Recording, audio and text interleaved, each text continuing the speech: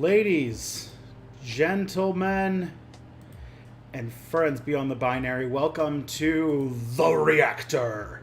My second attempt to do this. Hopefully this time atheism is unstoppable, won't teleport a bunch of random assholes to come visit. So hello! If this is your first time here, my name is Tristan Johnson. I'm the host of Step Back History. This is Phoebe, my cat, who shows up in a lot of these streams, especially when I start talking. She hears my voice and says, "Hey, it's time to crawl on Tristan." My name is Tristan Johnson. I'm the host of Step Back History. I stream. My streaming schedule is on Mondays from all of this, by the way, Eastern time, American time. Mondays from 12 to 2, which is a show I do called The Discourse, which is with my co-host Mia Mulder. Very fun show. Tuesdays, I do sort of a straight-up Q&A show / we play some Jackbox games. We got a little bit more of a relaxed time. It's a little bit more free-form. And that is called Step Back Tonight, sort of my evening show. And then on Fridays, the show you're watching right now is The Reactor, where through various means, and I have had through either the Discord server, the Reactor channel on Discord, or the hashtag StepBackReact. Through one of those means, I've been, and also through some stuff I've watched myself, I've been collecting nuggets of stuff to watch and react to and have us have a conversation about. So those are like all the major things. I go by he, him pronouns, and my work can be found at stepbackhistory.com. There's going to be like a little thingy down here in the corner that's going to constantly be, rotating through all of the things that I do and places you can find and places you can support Step Back's work. Probably should add the Twitch on there, but besides that, everything's pretty much there. For everybody who's watching on Twitch, if you have Twitch Prime, or if you have Amazon Prime, I should say, actually, because you want those 2-day deliveries or you wanted to watch The Expanse or whatever, then I would recommend that you use the one free Twitch Prime subscription you get every month. Because everybody who has Amazon Prime can use one subscription per month, which helps support independent Twitch creators. And if you don't use it, Amazon just gets to keep your money. And so I would say that if you want to prevent Jeff Bezos from getting another few dollars, then you give a subscription to a creator on Twitch that you like. And if that creator happens to be me, you're going to help put cat food in this cat here, and you're going to help rent that pays for me to not get kicked out of this place. So, go spend Jeff Bezos' money is the answer. My latest video, which came out at the end of June, was on apartheid. And if you haven't seen that one yet, I really recommend you watch it. It was a really fun video to make, and it is chugging along quite nicely. It's one of those videos that I'm hoping is going to ride the search traffic stream and just kind of go on for a while, which is good. Like I have a lot of videos that I thought were failures when they came out, but have turned into successful videos in the long term because I made something more search friendly. And for example, I made a video on Wicca about a little under a year ago, and that video did not do very well when it first came out, but now it's now considered, at least by Morning Fame standards, a successful video because now it has over 10,000 views, which is good for a Step Back video because I am not a super duper successful YouTuber. But yeah, sorry about the sneeze there. My next video, I can give you guys a little bit of an announcement on this. My next video is a history of Puerto Rico, and it actually the next video I have is a history of Puerto Rico. It comes out on the 31st, and I'll tell you now, I just finished the script. Literally just finished it right now. Like, I finished the first draft of this, or sorry, first draft. I haven't even started editing. I'm not going to start that until next week. But I wrote the last words of the first draft, and then closed it, and then started getting ready to stream. So I'm like, my brain is extra weird right now because I have been writing all day long. So take that however you'd like. I can't really tell you about how long it's going to be yet, except that I keep trying to hit, like, I figured out, like, I put some data into an Excel file that I have a column that calculates the length of a video and the amount of watch time per second that a video produces.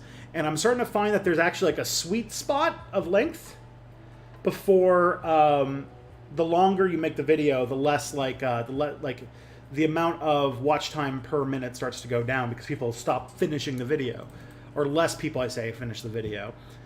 So I've been looking into which ones are, you know, which ones what's the best length, and I found that out of the videos that have like a dedicated script, like word for word written script, my video on the Democratic establishment has the best one, and that one had a word count of about 5,000 or 3,500 words, I should say. And this current one has about 4.1 thousand words in it. Might get shorter, might get longer, but who knows? So that means it'll probably be, I don't know, how long was the establishment video? Establishment video is about 25 minutes, so trying to get in that length. Yeah, so that's everything so far. Hello, everybody. Let's see who's in the chat. What end does the food go in? It goes in the front end of the cat. You don't want the other end. And right now, maybe I can tweak the camera a bit because she's currently playing with a toy.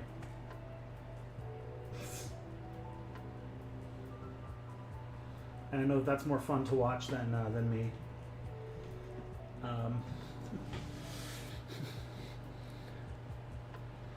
Now it's all crooked. There we go. I gotta stop messing around with my webcam. Clean your fan, sir. Ew. Listen, you know what it's like to have a cat? Hey! Film Flambridge, welcome to the Orc Gang. Alright. I had a cough last week, I was very anxious. And, hey, thank you for subscribing. Thank you. Thank you very much, Flambridge. Much appreciated. Keeping that cat fed so it can keep attacking little jingly balls. Alrighty. Everyone trying to message me. Okay, let's see. Did I say Reactor? No, I haven't started yet. What's going on in here? What's the topic? I'm going to react to some stuff. Haven't started yet, though. I made you sneeze. I earned toy. Oh, God. If cat not well, food come out the front end, too. You know what? That's not even like... It's at the gaming room. This is my office. This is where I work. Just because all the D&D books are here, because we haven't actually played D&D in this place because I moved. Do you clean your room, Tristan? Prof said it was very for success in life. Yeah, yeah. My room is this place. I have some, what's it called? Right now, I have some recycling I need to throw out. That's about it. But like, it's relatively clean. Most of the ugliness of my office right now has to do with the fact that I moved here 2 weeks ago, and so I'm still sort of moving into the place. Like, I've got a bunch of crap that's by the drawers because I have to buy some stuff so I can make my set here. Lots of stuff that has to do with, like, I just moved here, and so I'm trying to get still stuff set up. Okay, where do you fall in the political compass? Oh, the bottom left corner. But you know what? Why don't we put on the React list the political compass test, because that's always fun. I haven't done the political compass test in a while. I'll put it. I don't know if we'll get to it this week. We might get to it in the future. But I can talk a little bit about political compass because I actually have some I actually have some opinions about about political compasses as a concept. So yeah, I'll put that on the thing too. Where are your smart people books? I actually put my smart people books in the living room. This is like a thing about me. I'm like kind of bad about like showing off how smart I am or whatever. Like I don't like. I thought that it would be kind of weird for me to put books into my set because it would feel like me like gloating. And oh, thank you, Buggered Cello. Thank you. Welcome to the Orking. I also like. I just have over there in the corner all my degrees. I haven't hung them up yet, and I kind of am like struggling over whether I want to, because like it'd be super fucking like presumptuous of me, or whatever, to like do my history videos with like all of my degrees hanging in the background, wouldn't it? Wouldn't that make me a little bit of an asshole? I have like I've been like this all the time. Like one of my master's degrees. I didn't go to the convocation for, and so I didn't pick it up. And so it's still, it's actually still at my university probably, or I might have to go get it reprinted, but I actually don't have my degree, like the paper of my degree, for one of my two master's degrees. I just have the history one over there. So, you know, I'm more likely for fun to hang up. For some reason, my mom framed like this diploma they gave me for graduating kindergarten that has like stickers on it that say like I know my numbers and I know my shapes and stuff like that. And I like have like half a mind to hang that one up because she had it framed, and then it somehow ended up in my. I think my parents are starting to clean out all of my old shit because I haven't lived at home in 10 years, and so. They're finally like slowly trying to get my old shit out of there, and somehow I wound up with my like framed kindergarten graduation thing. And so I'm like, do I want to put this on the wall for something? Because I think it would be much funnier than having like master's degrees or something like that. I don't know. This is me being. This is just me riffing, right? Like I don't know if it feels like presumptuous or not. But I like the idea of like, oh yeah, I'm this like history guy who just has a bunch of fucking D&D books in the background anyway.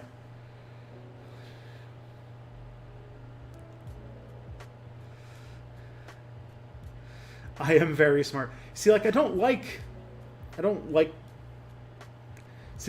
am very smart is like history of marijuana video in the future. I already did that video. Let me actually get it for you. I did that one. I can actually say that. Let me.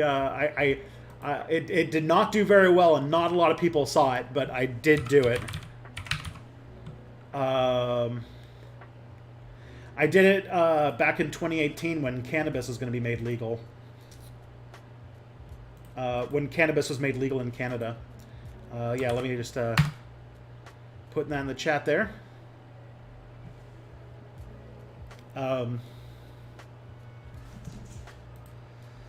Yeah, this is how you know how well it did. It's what? This video is from 2018, and it has 5,000 views, which, like, says it all, doesn't it? Hey, folks, what I missed? You didn't miss anything. We're actually just about to get started. All right, so I've got a big old list of things to react to. And a couple things if we actually run out of stuff to react to. I don't have a high school diploma or GED, but I have a college degree. I kind of lied about being homeschooled and then got into college based on an ACT score. And yeah, I don't know if I could get away with that today. You know what, Woke Legend? That is fucking awesome. Go for it. You smoke, by the way? A little bit. I have cannabis. Like I buy cannabis off and on. It's. The thing is, I always have it, and I always forget to smoke it. So my weed is always, like, very dry. But, like, I feel like now that I have a balcony, I should smoke it more. So maybe I think I've got like a joint somewhere. So maybe I'll smoke up. I should like make a ritual of smoking up before the Friday stream. That'd be fun. Because yeah, I buy it from the government and everything. So there are too many guys who are way too into both history and D&D who are total chuds. So thanks for providing a counterexample. Oh, thank you. Yeah, I try to. I'm actually not like I'm into D&D, and I'm not even into like a lot of like those kind of people you're talking about are really into military history. And as anybody who watches my channel knows that like I'm really not into military history. And like anytime I get up to a war when I'm talking about the past, I just like, and then these people won the war, and now we're gonna move forward. Like, yeah. So like that's like my cross to bear. I do buy government weed. I buy from the Ontario Cannabis Store. The Supreme Court judge who went to law school before he graduated high school. It's pretty cool. Okay. I'm getting distracted by the chat far too much. I need to... far too many history teachers focus on war. I agree. That's why I kind of got into this thing. All right, let's stop the chill music, and let's watch the first video on this list, and let's hope that we don't end up with something weird or stupid or really off topic that I have no ability to say stuff on. So I will preface by saying that if something that someone sent me, I have tried to vet things for being like overtly offensive while not trying to, you know, ruin the first touch reaction to it. But I will say that if something is bad or offensive or dumb, I'm going to exit out of that right away, and I reserve full rights to do so, and you have been forewarned. So let's do the first one, which is looks like it's a video by Mr. Steve Shives, who's a YouTuber that I have followed off and on over the years. Okay, let's move this microphone a little, or move this camera a little bit so I'm a little bit more central in my own shot. Okay.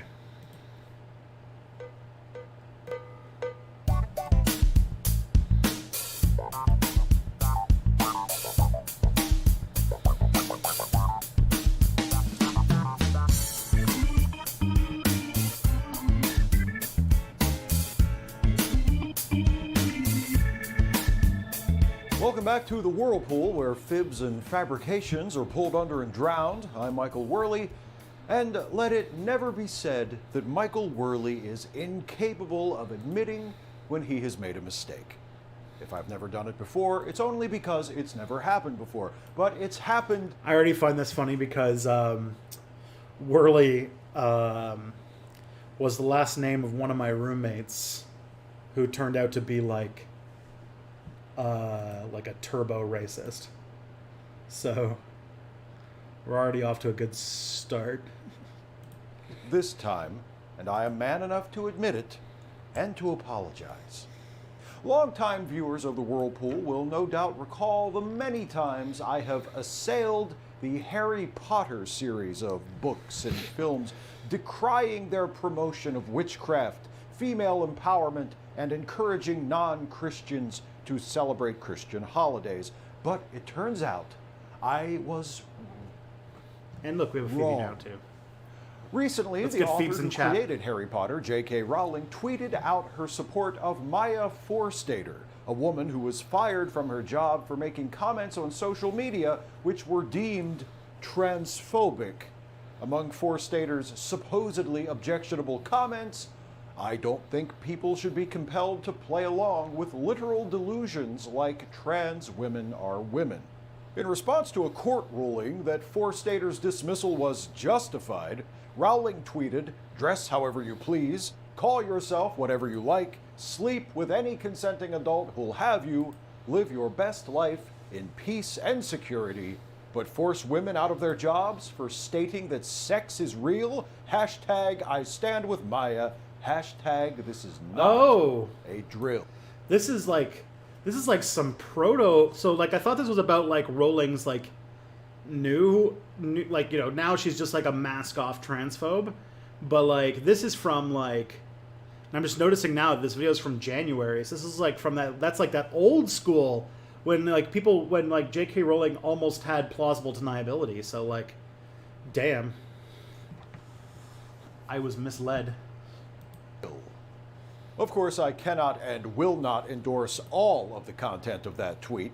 People feeling at liberty to dress how they please is arguably the cause of every major social problem afflicting the world today. If we were supposed to be able to call ourselves whatever we please, custom would have us name ourselves. Instead, our parents name us after the Holy Spirit whispers the name he wants us to have into their ears. And that's how it's always been, and we like Bernie it that Sanders way. going on Joe And Rogan was a sleep huge with any consenting mistake, adult or at least who promoting have it, you. making a big deal about it. I trust that requires no further comment from me.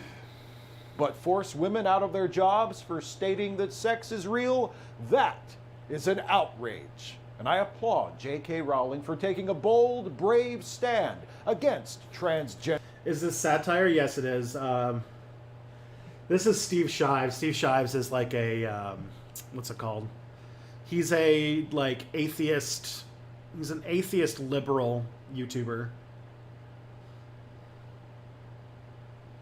Gender people who have gotten their way for too long.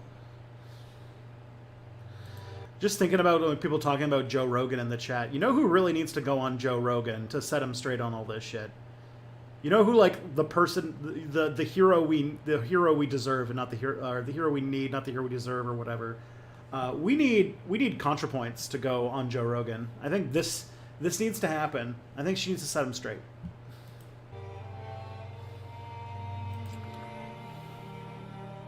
Because she would speak Joe Rogan's language in a way that a lot of other creators would not. Hello again, faithful Whirlpool viewer. Once again, we have been unable to attract an advertiser for this space. I would like to remind anyone watching with a business that might benefit from the promotion we could offer it that our rates are reasonable and that the Whirlpool is the most watched news and commentary show produced from a traditionalist Catholic perspective in northeastern Pennsylvania. Oh geez, Tradcast. Without advertising revenue to offset the costs of production, much of the budget for new Whirlpool episodes comes out of my... The only thing about this is like... So there's a couple things. One, I think that somebody pointed out, like, Steve Shives... Like, it's hard to tell if this is satire, right? But also, I want some more jokes. My own pocket. I will continue to produce this show as long as I can. But if seeing our Heavenly Father's message broadcast to the world by a godly but... Okay, and also this. Come on. We all, like, people who know, like, first of all, says he's a traditional, just playing a traditional Tradcath character. There's so much cool shit you can play. Tradcaths are, like, such a specific type of weird Christian. Because they're almost universally, Tradcaths are people who converted to Catholicism when they were, like, 61. And take like that weird obsessive Protestant energy and channel it into Catholicism, which results in some of like the weirdest dumb bullshit ever. But like also just use the term Heavenly Father, which is like I've only ever heard Mormons use. Independent voice is important to you. The Whirlpool needs your help. God bless you, and if it be His will. Most obvious episodes of this, he does more blatant jokes and weirdness. Why is this one so dry? I know it isn't very fashionable to say so in this fake news. Like, there's so much, like, what's it called? Like, he could have pulled some fun Harry Potter shit. Like, about, like, how, like, you know, evangelical Christians hate Harry Potter. You know, warlocks, sly kicks, they're not... He's not a Christian! That kind of stuff. But, like, they have like he could have pulled all that stuff, but then also trying to like rehabilitate J.K. Rowling with like the weirdness of how Harry Potter is so bad, or how Christians hate Harry Potter. Like there's missed opportunity here. Infested postmodern culture, but there are certain immutable biological facts that we all have to accept. White people are smarter, Jews are good with money, and boys have a penis. Thank you, and controversial girls Russian, have for a vagina. liking the I cat. apologize for my salty language, but it needed to be said. Kudos to you, J.K. Rowling, for having the integrity to say it. I am not too proud to admit that I misjudged you. When I first encountered the Harry Potter franchise, I condemned it as a celebration of pagan sorcery. There we go. I also mistook it for a story that promoted tolerance and inclusion and the importance of judging people by their actions and not by who the world says they are or are supposed to be. And I am so very happy to discover that I was wrong about that. Remember when just like the thing in the background there is like, he is trolling. Yeah, this is parody. Is like, remember when J.K. Rowling tried to say that Lupin and like all of the werewolf stuff was an AIDS allegory, but then like everyone pointed out that like, hey, if that's the case, like you have like, I think there was like an evil werewolf that was intentionally trying to infect people with the werewolf curse, and like especially kids, which was playing into like all of these like really homophobic conspiracy theories about AIDS during the 80s, and it was like, oh boy, by explicitly making that connection, you made it a whole lot worse, J.K. Can you J.K. imagine Reagan. how much worse off we'd be if an entire generation of children had grown up reading such nonsense? With this bold stance by J.K. Rowling, we can safely assume that she must have been pressured into saying many of the other flagrantly unacceptable things she has said over the years. Sure, she has indicated some questionable and indecent things about the characters in the Harry Potter books, but she was careful to only mention them outside the actual works. Knowing that these statements indicating acceptance of aberrant lifestyles are the outliers that don't indicate her true beliefs comes as a great relief to decent people everywhere. I only hope this incident encourages Rowling to speak out further against the assault on decent society being carried out by the transgender mafia. These people have to be stopped. Transgender... Okay, I gotta say, I definitely wish that there was a transgender mafia. And how do we not get this? How do we get this? How do we get the trans mafia? I feel like this is a thing we need to sow the seeds of right now. Did you see the J.K. Rowling Twitter DM meme? Yes, Brad Pitt, I have, because I think I ended up like laughing out loud for almost 40 minutes straight while trying to go to bed about the idea of Giuseppe Stromboli. Which, like, because, like, the meme is, like, J.K., like, having a DM back and forth with J.K. Rowling where he changes a bunch of things. And, Harry Potter's Italian-American now. And then he made, like, a fake, like, with the Harry Potter text, Giuseppe Stromboli. And I was like, this is so good.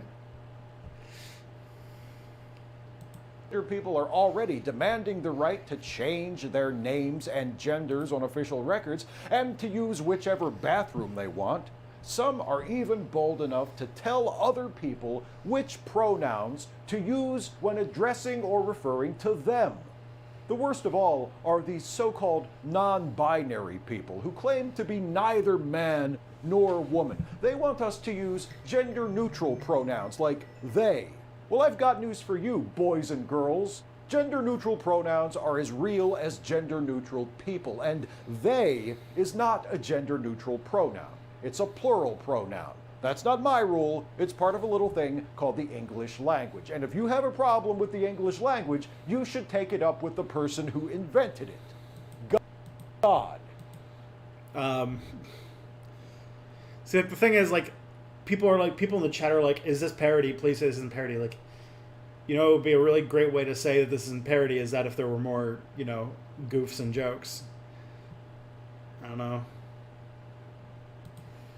So the next time some so-called non-binary person starts insisting they is a singular non-binary pronoun, you plant your feet, look them right in their eyes, and tell them that they are sadly mistaken.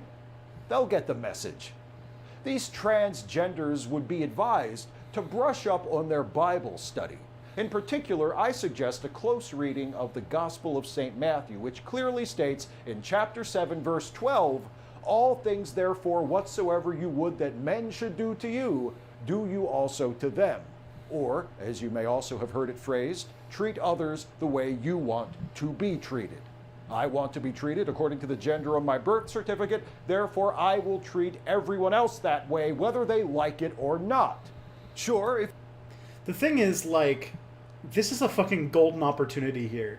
This is the part where I'm like torn, because like, there's so much that he could, like, I know this is like he's supposed to be imitating like a specific person, but like traditional Catholic content creator tries to talk about why J.K. Rowling is good because she's transphobic now, while trying to walk back like all of the hate put forward before because of all of the real like silly lengths that like evangelicals and stuff went to during the like peak Harry Potter years about like warlocks and stuff like that. Like I feel like there's like a really, really good like skit that you could have made out of that, but sadly.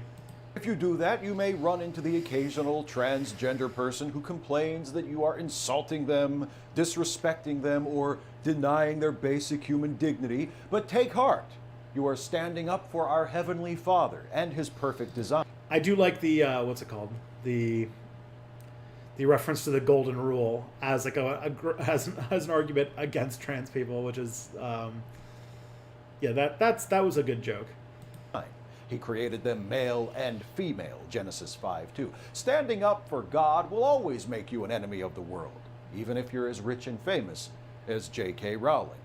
Ever since Rowling's tweet in support of the divine and immutable gender binary, she has been attacked and slandered by transgender people and their sinister agents. She has been labeled a TERF, which I recently learned is an acronym meaning Trans Exclusionary Radical Feminist. TERF is considered a slur by many people, and I can see why. I'd never want to be called a feminist either. So I propose a new, more complimentary term. I guess like that's the thing is like as Joe's kind of pointing out here in the chat that like Steve Shives, I think if I remember, I don't like this. It's been a few years since I really like watched Steve Shives on a regular basis, but like, he posts every day, right? And a lot of his stuff is designed for people who watch his stuff. So there's a lot of stuff that's like self-referential jokes and stuff, right? Term for people like J.K. Rowling who fearlessly share the eternal wisdom of Christ with the ungrateful masses. Instead of trans-exclusionary radical feminist, how about Jesus-exalting repository of knowledge? Seems fitting to me. In conclusion... Repository... Wait. Oh. Jerk. Pay no heed to the politically correct woke scolds presently trying to bully you into apologizing for telling the truth, J.K. Rowling. There are millions of people just like me all over the world cheering you on. You're one of us now, and everyone knows it. I hope you can take some comfort in that. For The Whirlpool, I'm Michael Wortley.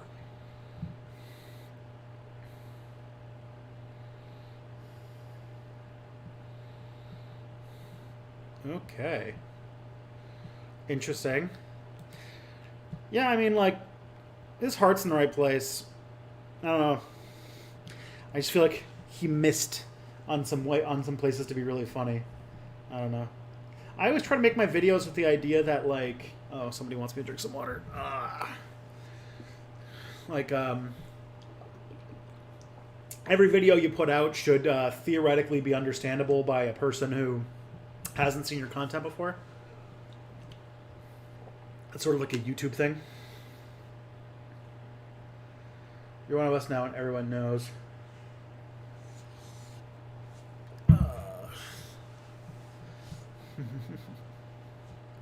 Thank you, Christos, for making me drink water.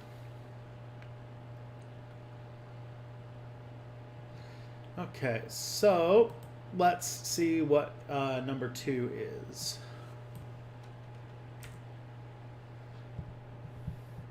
There is something so especially, yeah, I think that there's something to that, but like, I just think that there's better platforms for that than YouTube, I guess. I don't know. I guess it's a different strategy. And I mean, what? Steve Shives is at 100,000 subscribers, so he probably knows more than I do. We recently saw an... So this is Star Trek hologram history, including Discovery. All right. So, gonna get into some Star Trek lore. I hope this is amusing. If this is just like a Star Trek video, I'm not. Don't worry for anybody who's not into Star Trek, because if this is just like by Trekkies for Trekkies, I'll deke out. But it's also short, so we'll see what happens.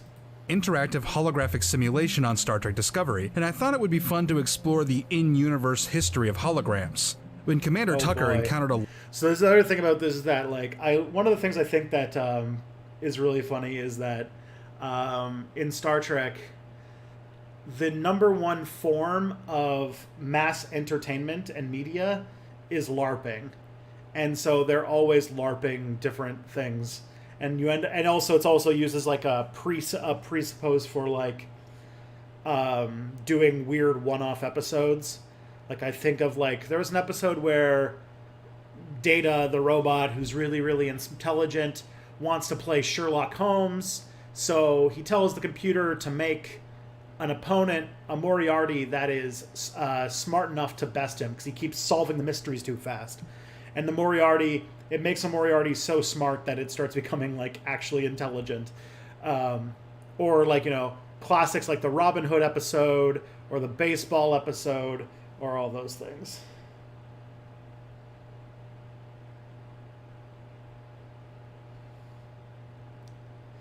All these stuff does get strung. Like, the thing is, I don't think that, like, when I'm talking about callbacks and stuff like that, like, you don't, like, I love references to previous videos and stuff like that. Like, don't get me wrong on that front. I just think that, like, if a video is too baked in, like, if you put a video out where I kind of have this issue with, like, mainstream television, too. But mainstream television as a format you can more get away with. The reason it moved in this direction is because of like streaming platforms and binge watching and stuff like that. But like, if you can't watch one video with no prior knowledge of what's going on and walk away feeling like you got a story, even if you don't understand parts of it, even if you know, some of the jokes went over your head because, you know, they're inside references, that's fine. But, like, you should get, like, a beginning, a middle, and an end. And walk away at least amused. I feel like, like, YouTube, you kind of have to do that. Because if you look at, like, your average video, like, your average YouTube video, about half of the views, if not more, depending on what kind of channel you are, have to have, like,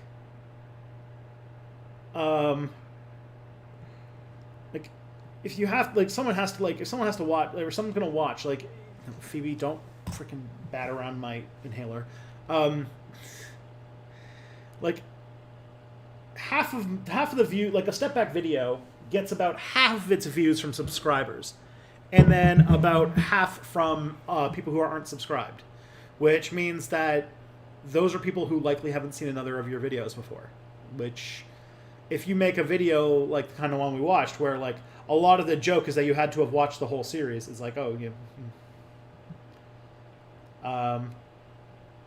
There's a line you have to toe between indulging the present audience and staying accessible, and I think Ollie toes it perfectly. Yeah, Ollie does great at that.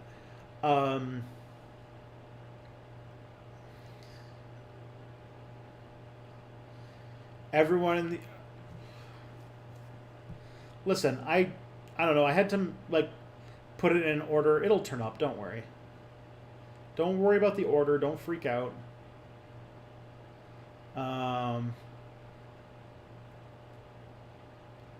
I hate to say it, but that view of episodic series is outdated now, and I'm someone who's older than you who's saying that. Yeah, I mean, I remember too. Like, I was a kid in the 90s, and I remember TV shows used to be a lot more episodic back then. And I think that, you know, now with binge watching and stuff like that, sure. But, like, I actually want to push back. I wish we could push back against it a little bit. Like, I actually wish that more often we could have videos or TV shows where every individual episode doesn't necessarily have to not be serialized, but like every episode, every like chunk of content should have a story in it. Like one serialized show that was really good at that was Battlestar Galactica. Battlestar Galactica had season-long arcs and 2 or 3 episode-long arcs, but then it also had like episodes. Like every episode still told a story of some kind. And I keep thinking of like how there's a book series that somebody wanted me to read. It's like a fantasy series, like The Wheel of Time, I think it's called. And like the book series is like 30 books long or something like that. And it's just like an absolutely like ginormous book series. But like several books, the synopsis would be X character continues to try to do this and X character continues to try to do this.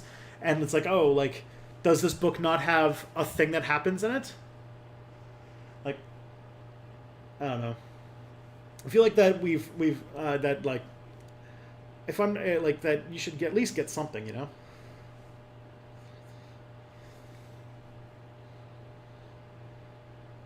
Whether or not to break a novel into chapters, yeah. That's the thing, is like every scene should do this, every chapter should do this. Like that's sort of like people can't, like, human brains can't process really, really big narratives with no breaks. And so it has to be broken into like scenes and subsections and stuff like that, or else you just won't be able to follow it all. And I feel like some shows that are like, and keep in mind, many of these are good shows and stuff. It's just that what they're doing is they're making a 10-hour movie split into 10 episodes, which means that each episode just feels like a continuation from episode 1 to episode 3. And it's like, okay, sure.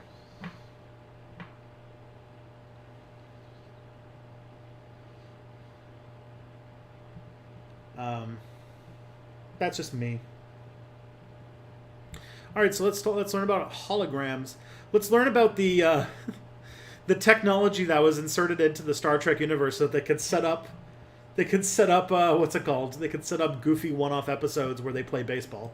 Lifelike holographic simulation in 2155, he was awestruck. 3D simulations were supposedly achievable by humans at the time, but depth perception and perspective were fairly limited. It's safe to say that photorealistic interactive environments were beyond human technology at the time.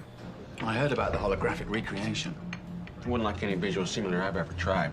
It's more like actually being there. The first dating we can get for humans using true holographic technology is sometime between September and November 2151, but it was already fairly advanced. This is getting real, like, real pushing up the glasses type content here. Oh boy, this is like deep cut Star Trek shit. Intuitive at the time, so it's safe to assume that the technology existed for a while before. The capabilities and limitations of this holographic technology are unknown, like what sorts of complexity was possible at the time, but even when a slightly more advanced version of the technology was used in 2153, it operated using the same principles and rendered the same basic shapes. Other holographic technologies existed in this time period as well. Vulcans had highly miniaturized holographic projectors, and at one time had similar technology dating back to at most the time of Surak in the 4th century. Oh dear God. Okay, I don't think I can do this. This is like, it's fine, but like, if anybody doesn't watch Star Trek right now, they're just gonna be like, why are we watching this? This is the most boring thing I've ever seen. And it wouldn't be wrong. There's a certain type of Star Trek nerd who loves shit like this. That kind of Star Trek nerd is not me, I will say. All right. Let's see. You're not a big Star Trek fan, but you still like this? Well, maybe. I'll guess. What's it called? You want to watch 5 more minutes of it? I guess we could. Let's just answer this question here. I discovered a young/new adult Islamic mythology book called the Davidabad Trilogy by S.A. Chakraborty. It's about a girl transported from Cairo into the land of Jinn that takes inspiration from all of the Islamic world and tries to navigate politics of the Jinn and discusses war, slavery, privilege. You might like it. Sounds kind of cool. World building can be fun. I feel like world building is like a tool that writers should use to accentuate story. I always find like excessive world building for the sake of excessive world building, just I don't know, it just feels extra, and I don't. It's like when what's it called, when you're more thinking about the world building as a like Wikipedia article, so that you can I don't know, I don't see how it makes I don't. Personally, I'm sure there are people who love this shit. I mean, there is, because there's like Wikipedia and stuff like that all exist. But like, I don't know how. I don't see how that kind of world building makes me enjoy Star Trek episodes anymore. I guess is like what I would say.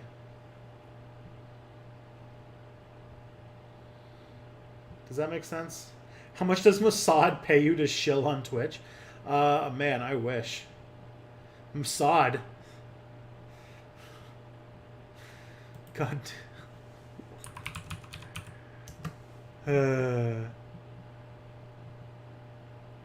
Why would Mossad pay me to stream? Do you know? Do you know? What? Do you even know who the fucks I am, yo? I feel like Mossad is not getting their money's worth. Like, I don't think that what's it called? I'm not exactly shilling for Israel here. I have a Palestinian flag somewhere in my apartment. Like, I'm not exactly sure what you think I'm getting out of this. Anyways, let's learn about holograms. Romulans also used holographic technology in 2154 to disguise at least 2 prototype vessels.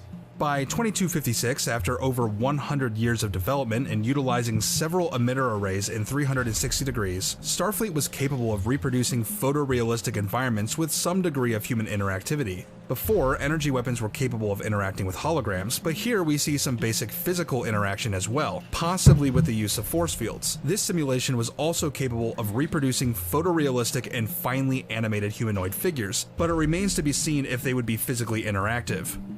Also around this time, we see the fairly regular use of holographic projections for real-time communication. These images were not solid and I always found this part super weird, because they wanted to add this, like, so Star Trek Discovery added all these, like, holographic interfaces.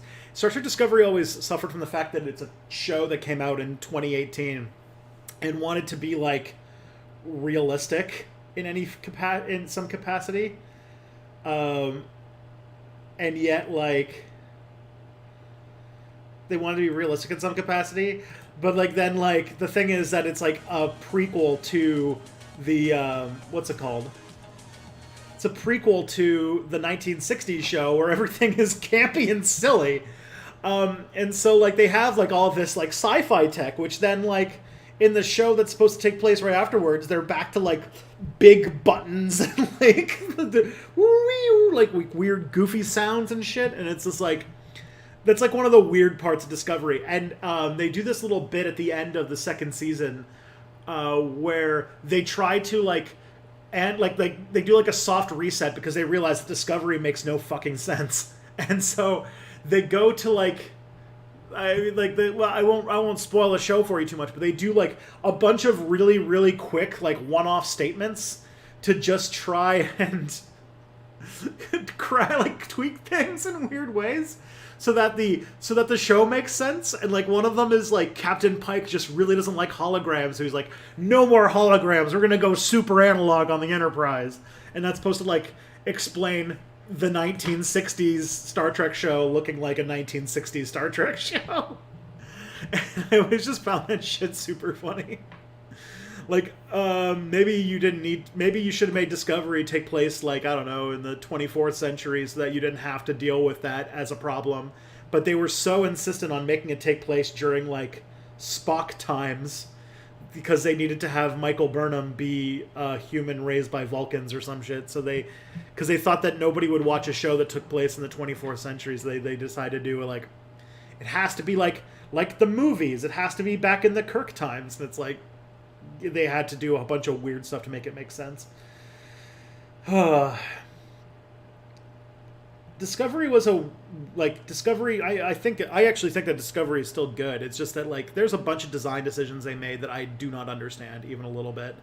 And they're they're trying to make the show take place at a very weird period in history where, yeah, if they weren't going to embrace the camp of like 1960s TV, they shouldn't have tried.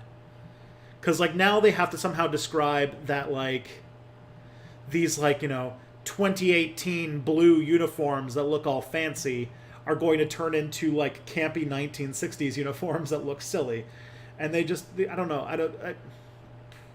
I don't know if it was the right decision. Because like a lot of the stuff they did in Discovery, they could have done in the 24th century, but they just didn't because reasons. I think that they literally thought that like the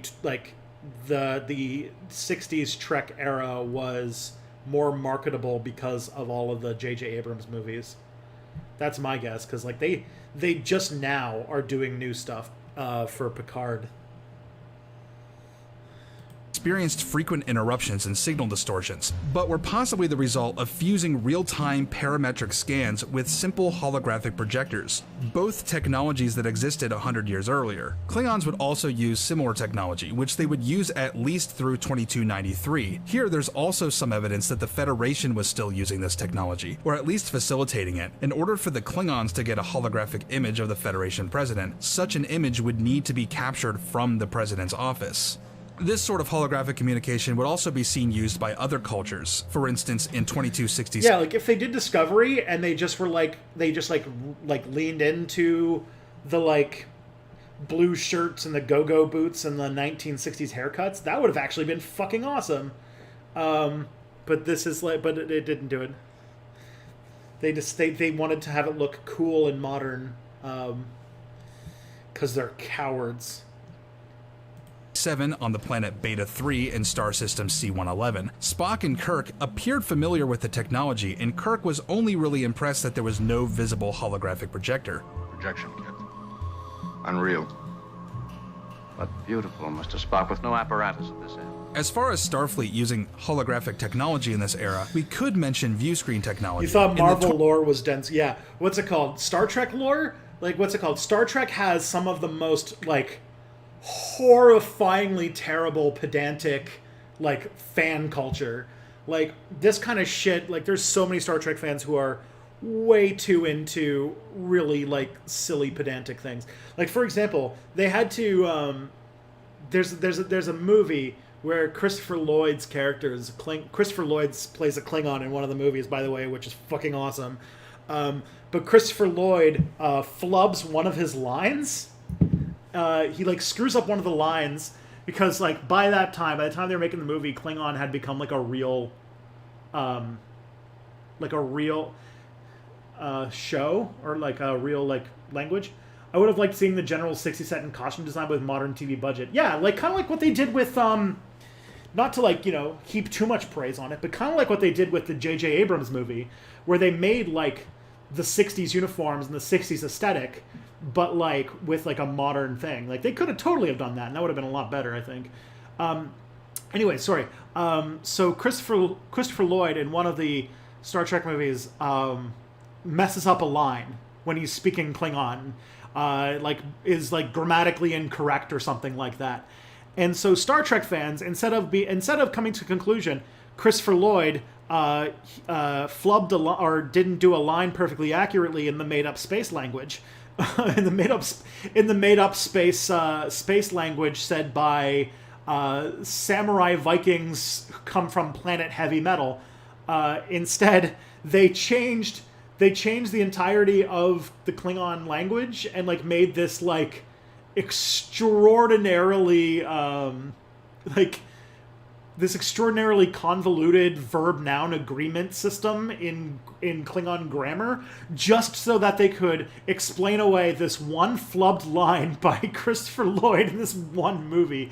And like that is the length that like Star Trek fandom goes to develop, to just be obsessed with one of the worst, like what like just like completely sucks the fun out of this weird show that's done by a bunch of Like Star Trek's a weird campy show that's done by a bunch of stage actors that explores like, you know, high concept sci-fi in like a cool funky environment that's colorful and neat. And instead they go like, you know, instead like the fans are like, well, in this one episode, in the like 700 or 800 episodes of Star Trek there have been, there was this one episode of this thing that shows that you're wrong, so therefore bad. And I was like, oh god, please no. I do remember Reboot. Reboot fucking ruled. Yeah, why not have somebody speak incorrectly in their own language? Yeah, like, remember, like, what's it called? Like, look how people post on Twitter. Maybe he was trying to be funny. 2360s and the 2370s, view screens used holographic technology to simulate true 3D images, but it's unknown if view screens at this time utilized similar methods. However, the introduction of lifelike simulations within a view screen could easily explain the transition from windows to fully enclosed bridges. But the only confirmed use of Starfleet holographic technology in this era would be in That fucking rules. Enterprise did an episode where they did a time-displaced original series episode, and they recreated the sets exactly. So fucking surreal. They're all talking about how advanced this future ship is, even though, like, ECTs and flashing multicolored dials everywhere. I love that shit. I love that shit. Like, the thing is about Discovery is that they made it at a time where they could have done that. They could have made Star Trek so... They could have done, like, we're gonna, like... Can you imagine? Like, we're gonna bring Star Trek back after it's been off the air for, like, over, like, I think it was, like, 14 years? And, like, we're gonna bring it back, and it's going to be, like, the 60s campy shit. Like, oh! That show would have ruled! 2270 inside the recreation room of the USS Enterprise. This room was capable of producing photorealistic environments with a high level of physical interactivity. The room could introduce sudden changes in elevation and weather conditions, but the interactivity of environments was limited to the confines of the room itself. The implications being that if you walked in a straight line, you would find the wall of it. Oh yeah, Deep Space Nine did that too. Yeah, they did it for the 30th anniversary of Star Trek, and it was The Trouble with Tribbles, and it's one of the best episodes of television, so... Yeah, and it's also hilarious. It's also that if you remember that episode, because I watched it like not too long ago, that episode doesn't take itself too seriously either, and it's great because of it. Eventually. This technology would make vast leaps in realism. 94 years later, Starfleet would introduce the holodeck on its starships. While photorealistic holographic environments were well represented by this time, the holodeck seamlessly combined old-style holographic projections with transporter and replicator technology, resulting in a truly lifelike and completely immersive experience. Sounds, smells. You make it sound so real. Well, that's how it felt. Didn't believe these simulations could be this real. Much of it is real, sir. Much of a holodeck simulation was not merely light and force fields, but literal, replicated matter. Furthermore, holodecks utilized advanced artificial intelligence programs to create... See, this is why they put this in the show, and I don't understand why they make such a big deal about it, because, like, they have to, like, make, like, a whole, like, lore video about it, but, like, it was so they could do an episode where, like, Captain Picard likes to LARP as a fucking private detective, and he likes to watch his stories... by playing out these little adventures, and then I don't know.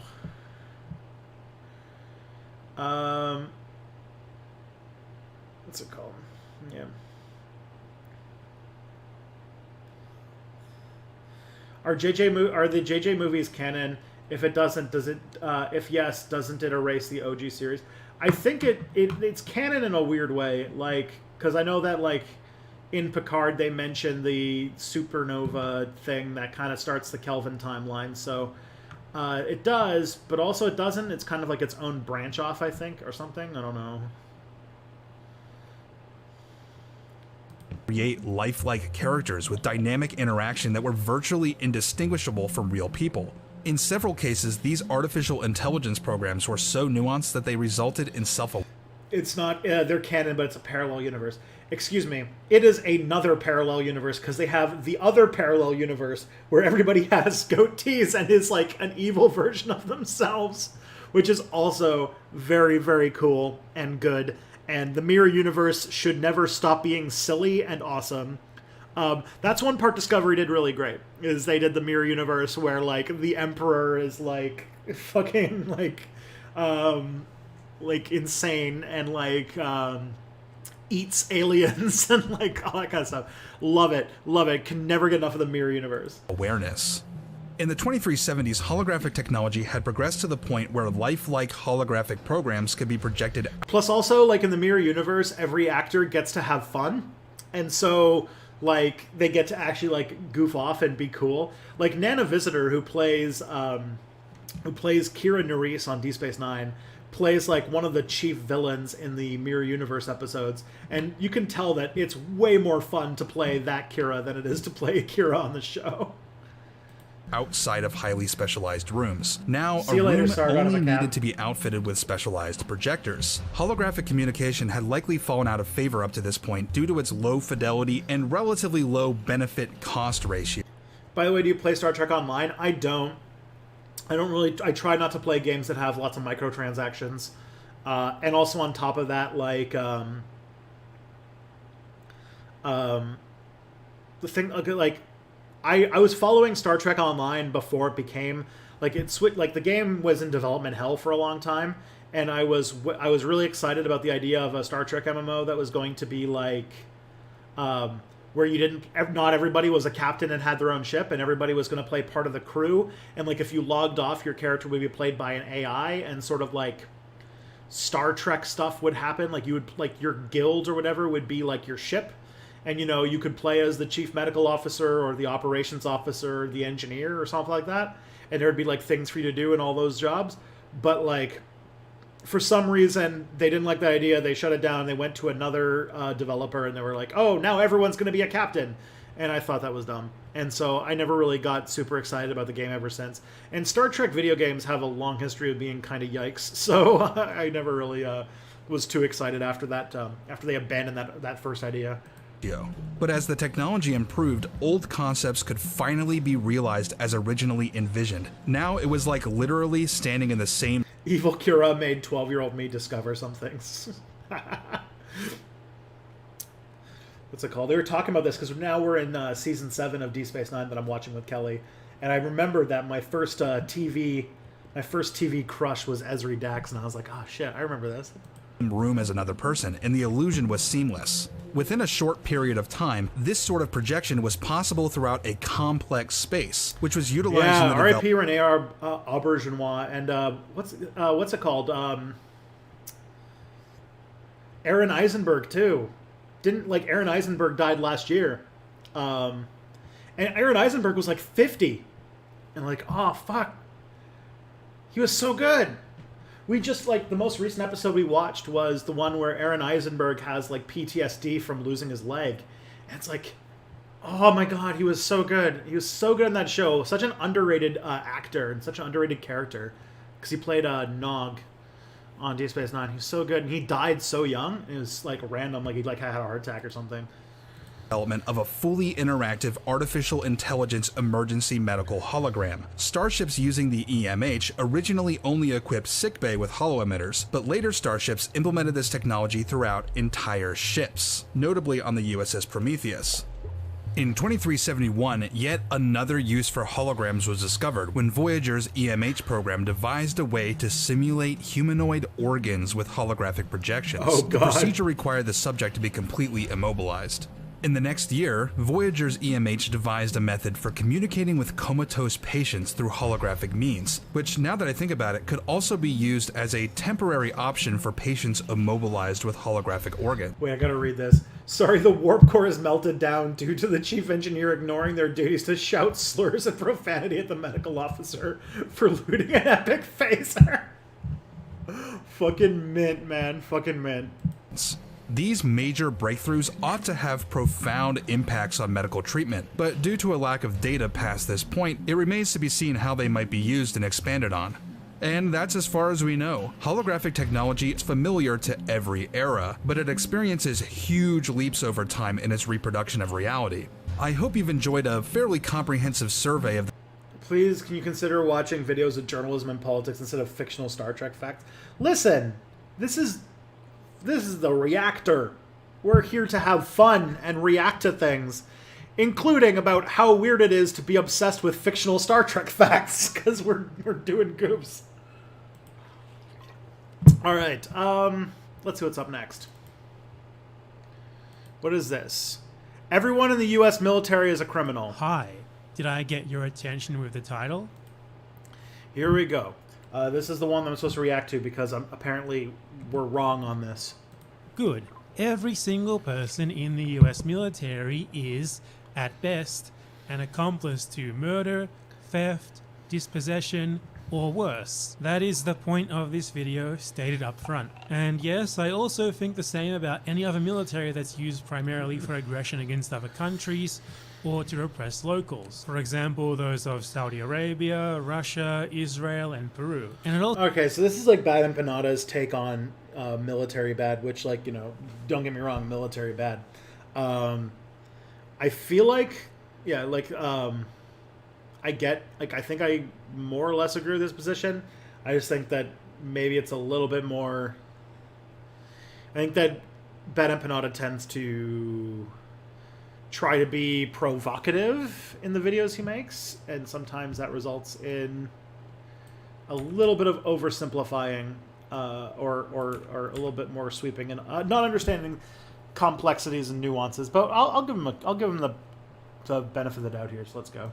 also like to note that I'm only talking about volunteers, not conscripts. If you were forced into the military against your will, then this video is not about you. Unless you continue on beyond your required period of service, that is. And this video is not for people in the military who genuinely believe that being in the military is some sort of special good thing, who legitimately believe that they serve their country or whatever, or that the US military legitimately helps people. Everyone already knows what the US military does. And if you take a look at Vietnam, Afghanistan, Iraq, etc., and still somehow aren't convinced that it's just fundamentally an immoral institution, I'm not going to be able to change your minds, no one is. This video is for people who are in the military, or with family or friends or whatever in it, who are well aware of those things, but who still justify involvement in it. So, with that out of the way, why do I think this? Obviously, it makes more sense to call someone who is involved in direct combat a murderer, but why is, for example, a medic an accomplice to murder? They're not killing anyone, actually they're doing the opposite.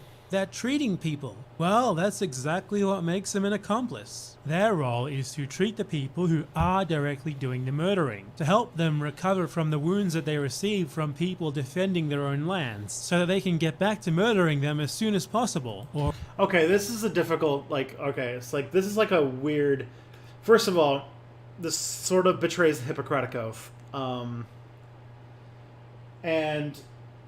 yeah, raking, like trying to take medics and doctors into this, like, this is like, I don't think this is where he's going, but this does seem, this is the beginning of the kind of weird slippery slope. Like, that line that he just said is, like, if you were to replace some of the proper nouns in that sentence, you would result in things like the justification that the Israelis gave for bombing the Red Cross. There is something like, and yeah, just like that part, like depending upon, yeah, that's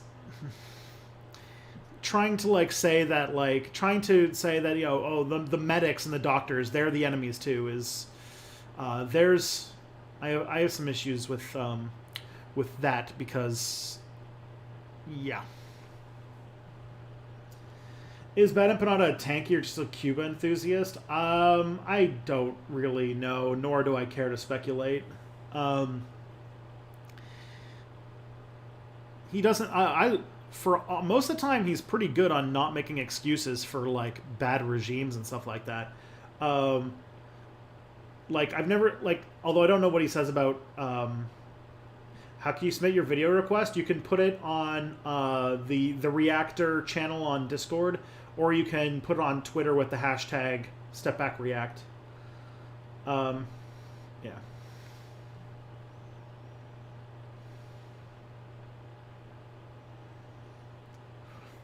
Could you react to the liberal and atheist podcasters? The thing is that those are going to be like hour-long podcasts, probably. or at the very least, helping them get back to their families in one piece. A privilege not afforded to the people who they're there murdering. Link to Either the Discord? way, Sure, I'll you're put a link to serving the the Discord. needs of the murder machine. It needs you there so that it can murder more efficiently, whether you're treating soldiers out in the Here's the field or Discord you're link. a nurse treating soldiers back home. And yes, again, even the latter. The military does not provide medical care and such to return soldiers out of the goodness of their hearts, but because it would reflect poorly on them if they sent soldiers home even more wounded than they already do. That'd get worse PR, less people would join up, etc. Every single action within the military serves its primary function as a murder machine in some way, even the seemingly innocuous ones. You join up, but This is like, okay, so this is the one thing that I can say, and that is like, this sort of lacks the discussion on like propaganda and the role of like propagandized people. Like, there's degrees of culpability, right? And I know that he said this video is not for people who are like fully propagandized, but people who are sort of like, know this shit's wrong, but do it anyway. Which sort of doesn't really get into like, you know, how, not to mention how propagandized a lot of people are, but also how like predatory recruitment strategy is, and how thoroughly, like, I'm sure several of you in the chat are Americans. Like, my wife is an immigrant from the United States, and like in the U.S., like the propagandization of people in that country, like, to leave the United States, I've been saying this more and more lately, but to leave the United States is like akin to leaving a cult. Like you are bathed from birth with so much propaganda that like a lot of this stuff just to be fair, I didn't call them Nazis, just criminals. Yeah, like they're like the bit like there's it's a lot more it's a lot harder to break out of, just because of how thoroughly people are propagandized, obviously.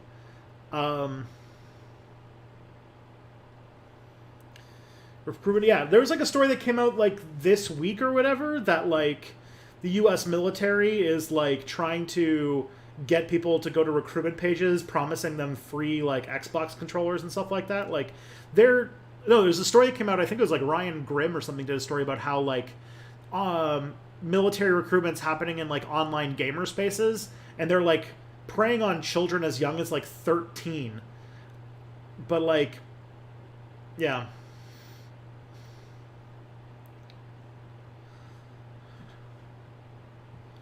That's the other thing too. Yeah, per capita, more First Nations, a lot more people of color. People from American Samoa are, and like the, what's it called, in Puerto Rico, and a lot of the American territories participate more, because that's like one of their only tickets to a life that actually like, you know, lives. But I think a lot of this just comes from the fact that I don't think Bad Empanada knows that many Americans, or I don't think he gets American culture all that much, because he's Australian and lives in Argentina, and so I think that maybe my nuanced, or I don't know if nuanced has an implication that he's being non-nuanced. Like, my take is more sympathetic because I have a closer, more intimate relationship with American culture, and like I am an expert on American culture. I can actually say that I have. Well, actually, my American Studies master's degree is the one I didn't pick up, but I do have an American Studies master's degree.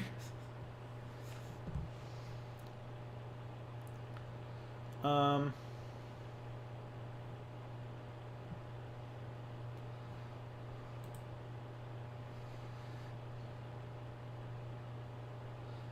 going to let's keep moving. But you never get sent anywhere? Well, you were still in reserve, ready to go on murder whenever it was needed, also giving the military more tactical leeway. Disaster relief?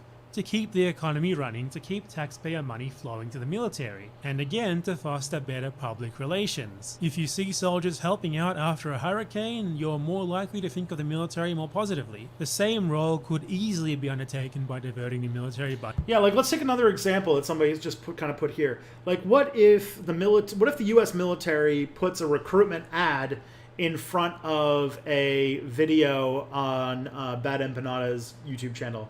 Like, is he going to consider that making you an accomplice to murder or accomplice to the crimes of the U.S. military because you took money from the U.S. military to help recruit for them? Like, I don't know. Budget to other institutions, such as the fire service, that do not have the overarching purpose of murdering foreigners. So-called humanitarian work, it's to drum up goodwill for the military, in order to facilitate further military action and further murder. Any of these supposedly good things that the US military does could be done elsewhere, without helping to legitimize a murder machine. Join the fire service, join a humanitarian aid organization, whatever.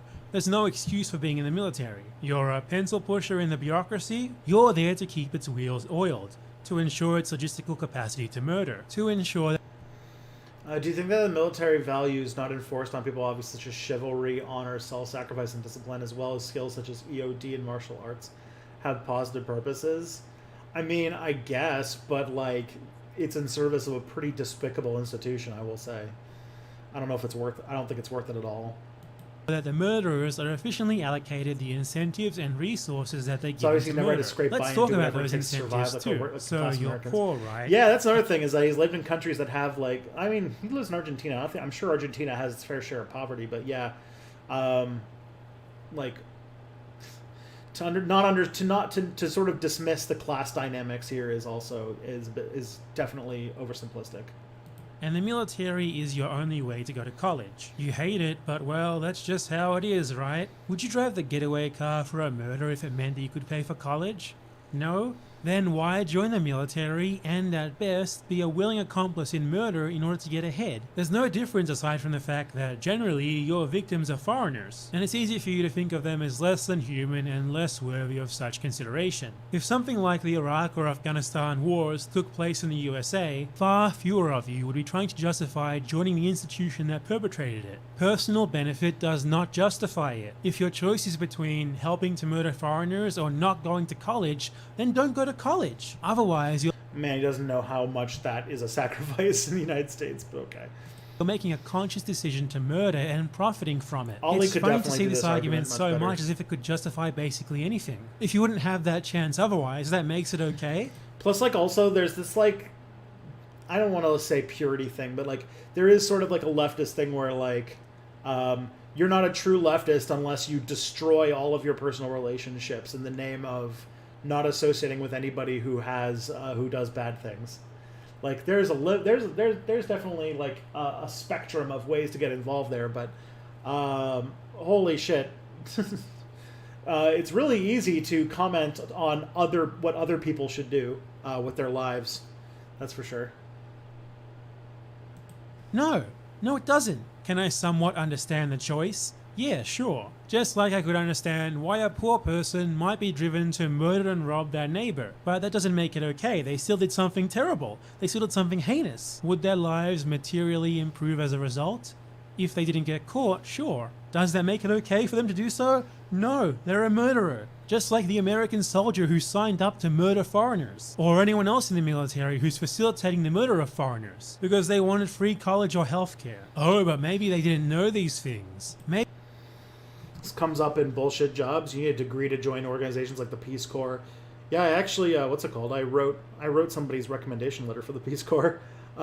It's actually somewhat difficult to get a job helping people abroad if you're from a poor background. Yeah. His answer to what would you do in my dad's situation? Nothing. If I do anything else, yeah. Join the military or be homeless. He'd probably say, just be homeless. Crikey.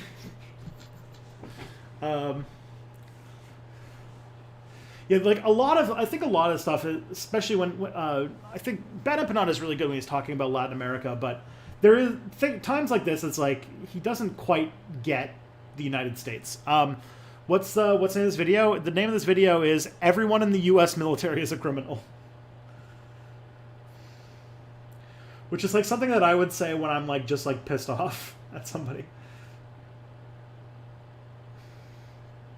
Maybe they've been brainwashed to believe that the US military is good and so it's not their fault. People were brainwashed in much the same way into joining ISIS, for example.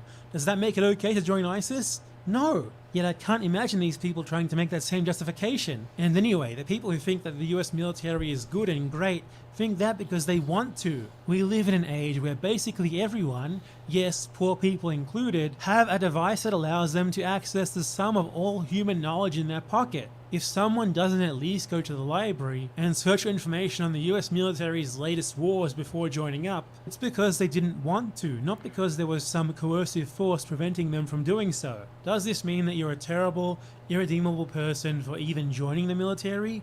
No, of course not at all. Like most criminals, and make no mistake, you are a criminal, you can be reformed. You could, for example, quit right now at the very least. Will this result in hardship for you? Yeah, maybe. But what's worse?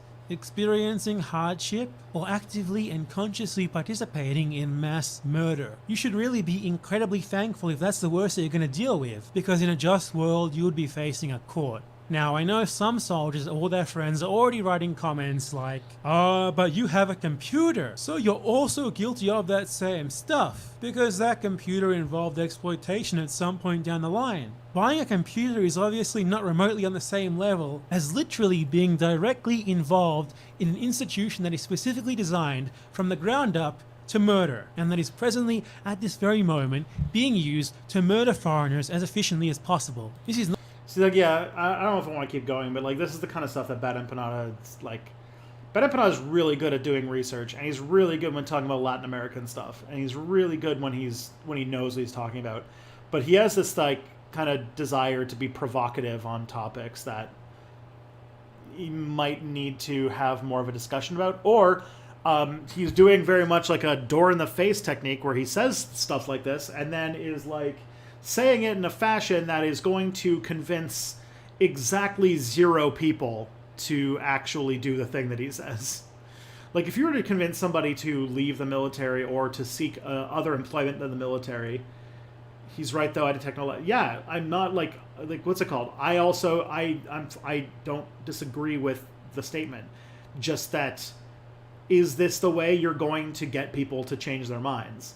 And also... Can you have, like, maybe a little bit more empathy about, like, the class dynamics and the race dynamics involved in the U.S. military is, like, part of the thing. We're in the middle of an economic crash and a pandemic. There is no maybe about leaving your job if will cause you hardship. Yeah, that's true. This is kind of his shtick. Yeah, that's the thing, is all he... Yeah. The thing is, like, many times you have to let people come to the idea, and this kind of rhetoric, like, this is kind of like, if I were to do, like, a meme about, like, this is how I see me, this is how my friends see me, this is how I actually am, like, Bad Empanada is, like, the caricature of what a lot of my friends think I am. They think that I'm, like, this, like, you know, radical person who just says provocative things to get a response out of people, which I'm more and more starting to think is a bit of a personality flaw, because I think it doesn't accomplish very much. But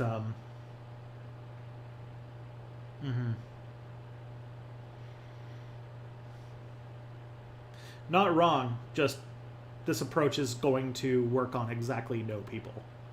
This approach is going to work on exactly people who are not in the military, who are leftists, who can go, fuck yeah, and then nobody else. Hello, chat, everybody. Hello, Code.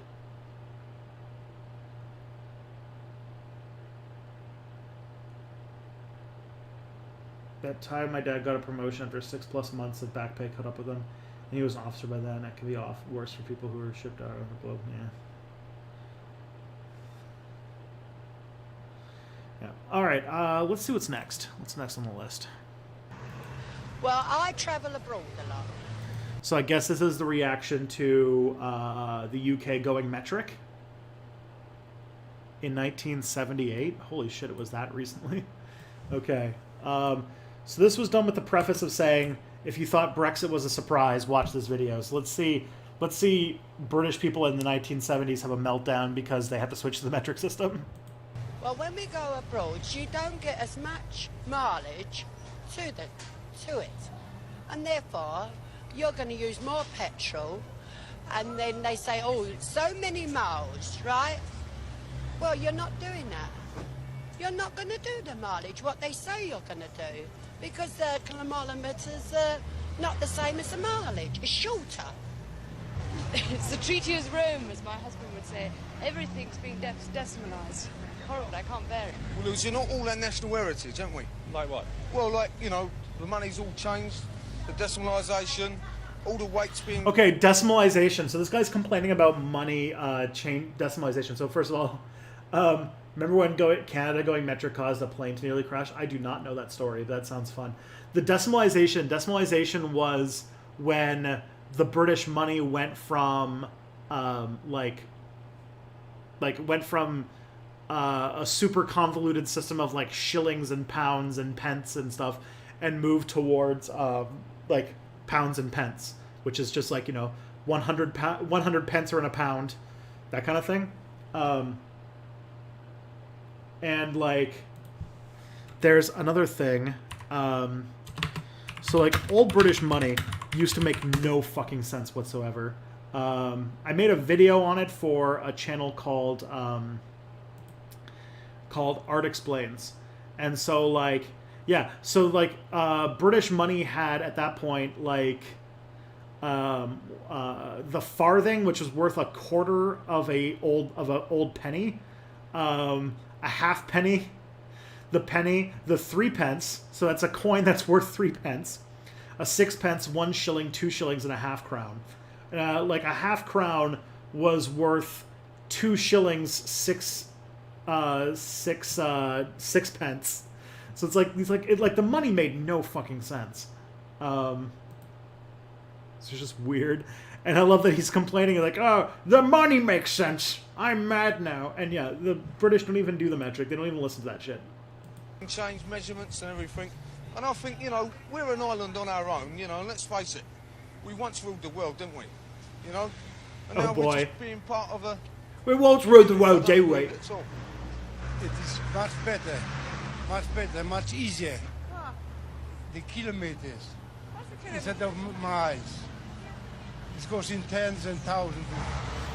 1,000 meters is 1 kilometer, yes? Do you know what a... This is actually around the time that I changed, that I think Canada changed its money. And so I grew up with the metric system. I actually don't understand miles and stuff like that. But Canada's weird because, like, we still measure, like, our height in 6 feet, and we still use, like, American measurements for, like, baking and stuff like that. But we'll use kilometers and, like, liters and stuff like that. We have a very weird, convoluted mix here in Canada because we have to deal with the U.S. all the time. Kilometres? No. 80 kilometres, 50 miles an hour. Oh, rubbish. What rubbish? What are you talking rubbish? Rubbish. That's what it is. Why don't they leave everything alone? With the kilometres and they're so off, for God's sake. But kilometres are nice and That lady's Irish. Oh, sure. Yes. She don't know. I don't want to know either. It doesn't much matter to me. I only go 4 miles an hour and I don't really worry very much about either.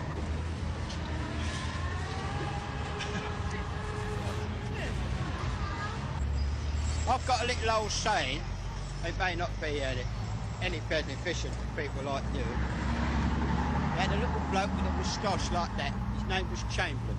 He was the Prime Minister. So now we're going to fight a war to make it a better Can you land send to live photos in. to the Reactor Discord, so memes and stuff? Yeah, 19 years of age. You can send pictures and stuff. Did 10 years in the war. YouTube videos, Come back TikToks, here, now pictures, everybody wants to change the tweets, way that short I'm gonna articles, vote for. memes, those kinds of things. It ain't right. I want it as it is now. What I really sacrificed my life for. Well, that was cute.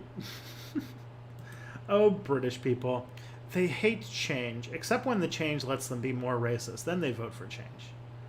For 1971, the pound wasn't decimalized. Oh, boy.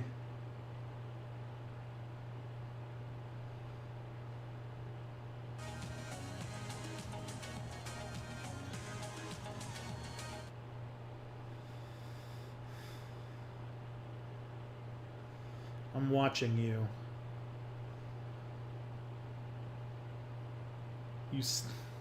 watch your words very closly. I don't know where things are going to go. I fought in the war for 10 years. Oh boy. Say my name? No, I'm not gonna. You're a very low effort troll. Alright. Let's go have some fun. I don't want to deal with you. This video is sponsored by Squarespace. Who is America has just hit our TV screens, igniting the public consciousness with its controversial statements on the current political landscape of America. However... I'll just... yeah. So this is called Why Sacha Baron Cohen is a Genius. This isn't new for Sacha Baron Cohen. This bloke has been pulling this shit since the late 90s, and through his film and television repertoire has defined... I just can't believe that there are people who are actually complaining about decimalizing money. It seems like it makes so many things makes more sense. Alright, I'll ban you, since that's what you want so bad. There you go, you can fucking have your little orgasm because I banned you. Now you can say so much for the tolerant left and go run to all your friends. Enjoy it. Great. You have a great victory.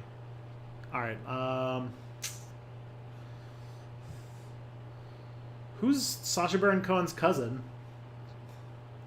Brand new ways of telling stories, making us laugh and revealing the true ugliness of our world. Sacha Baron Cohen is an auteur in a new genre in comedy, and I believe that makes him a genius. But you're probably asking yourself how a man mostly known for gratuitous dick jokes and adopting stereotypical offensive characters can be considered a comedic genius. Well, to begin my argument, I have to start by talking about new wave Iranian cinema.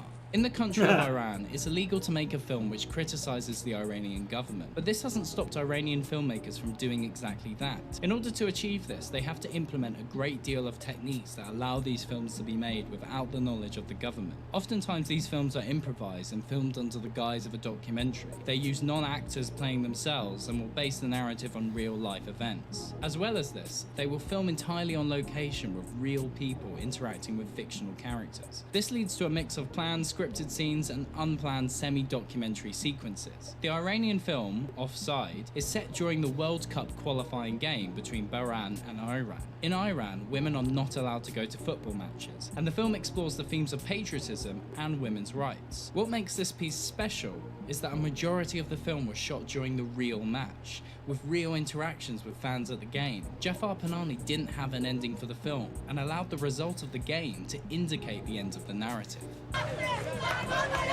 Weird how conservatives think the left supports Iran. Yeah, like the thing is, like Iran doesn't have a good side. It's like what's it called? A kind of brutal theocratic state that displaced an American puppet monarch. Like, ugh. I've decided to call this type of filmmaking pseudo-realism, as these fiction and documentary elements mix together seamlessly, making it difficult to distinguish real responses to the performed ones. This type of filmmaking is very rare among Western filmmakers, but if you're familiar with Sacha Baron Cohen's work, you can probably already see the parallels. But before I get into that, it's worth talking about character comedy in the UK. During the 90s, stand-up comedy makes was me very already want to watch, with comedians projecting likable, relatable personalities with typical punchlines. Makes me already want to watch Borat again. To see the perspective of flawed and varied characters that would not be typically seen. Yeah, we should just let Iran stay socialist for sure. One of the leading figures in character comedy at the time was Steve Coogan, who gained notoriety through the character of Alan Punch. Iran good. Hello. Yeah, Iran had in the 1950s they elected like a sort of anti-colonial, they had a Shah that was overthrown by this socialist leaning guy, and the name has escaped me right now. I'm gonna hit myself for not remembering it, but his main thing is that he wanted to nationalize all of the oil that was owned by British companies, and Mossadegh, there you go, Mossadegh, and he tried to nationalize the oil companies that were all run by British people. Because they were just, taking money out of Iran and making themselves money. So the British, along with the CIA, put together a coup and overthrew Mossadegh and put the Shah, which is the emperor or king, back in charge. and that person ruled until the 1970s, where there was this like unholy alliance of student groups and leftists and radical Shia like clerics and stuff like that, which is like an old. There's a lot of like old history between like progressives and leftists and like Shia clerics. But then after the Iranian Revolution, the like kind of like Islamist government quickly basically like just wiped out the left, and Iran very quickly became the Islamic Republic, which is like this sort of ideology, which is the brainchild of Ayatollah Khomeini, who was the first Ayatollah of Iran. And so, yeah, I made a video about it. So if you want, you know what? I'll go find my Iran video and I'll show it to you. I'll put it in the chat.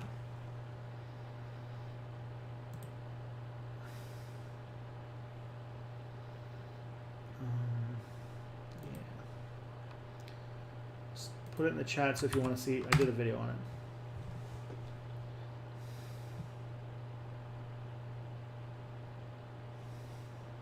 I'm Partridge, and this is Sports Desk. Using this character, he constructed a Reflects fake the Iranian TV history talk and show society called of Knowing Me, Iran. Knowing You. The show was entirely scripted and was made of actors who would be badly interviewed by Coogan. Surely the best way to deal with hooligans Iran is to fucking hang them by complicated, the that's neck for sure. until the spinal column is severed, thus starving the body.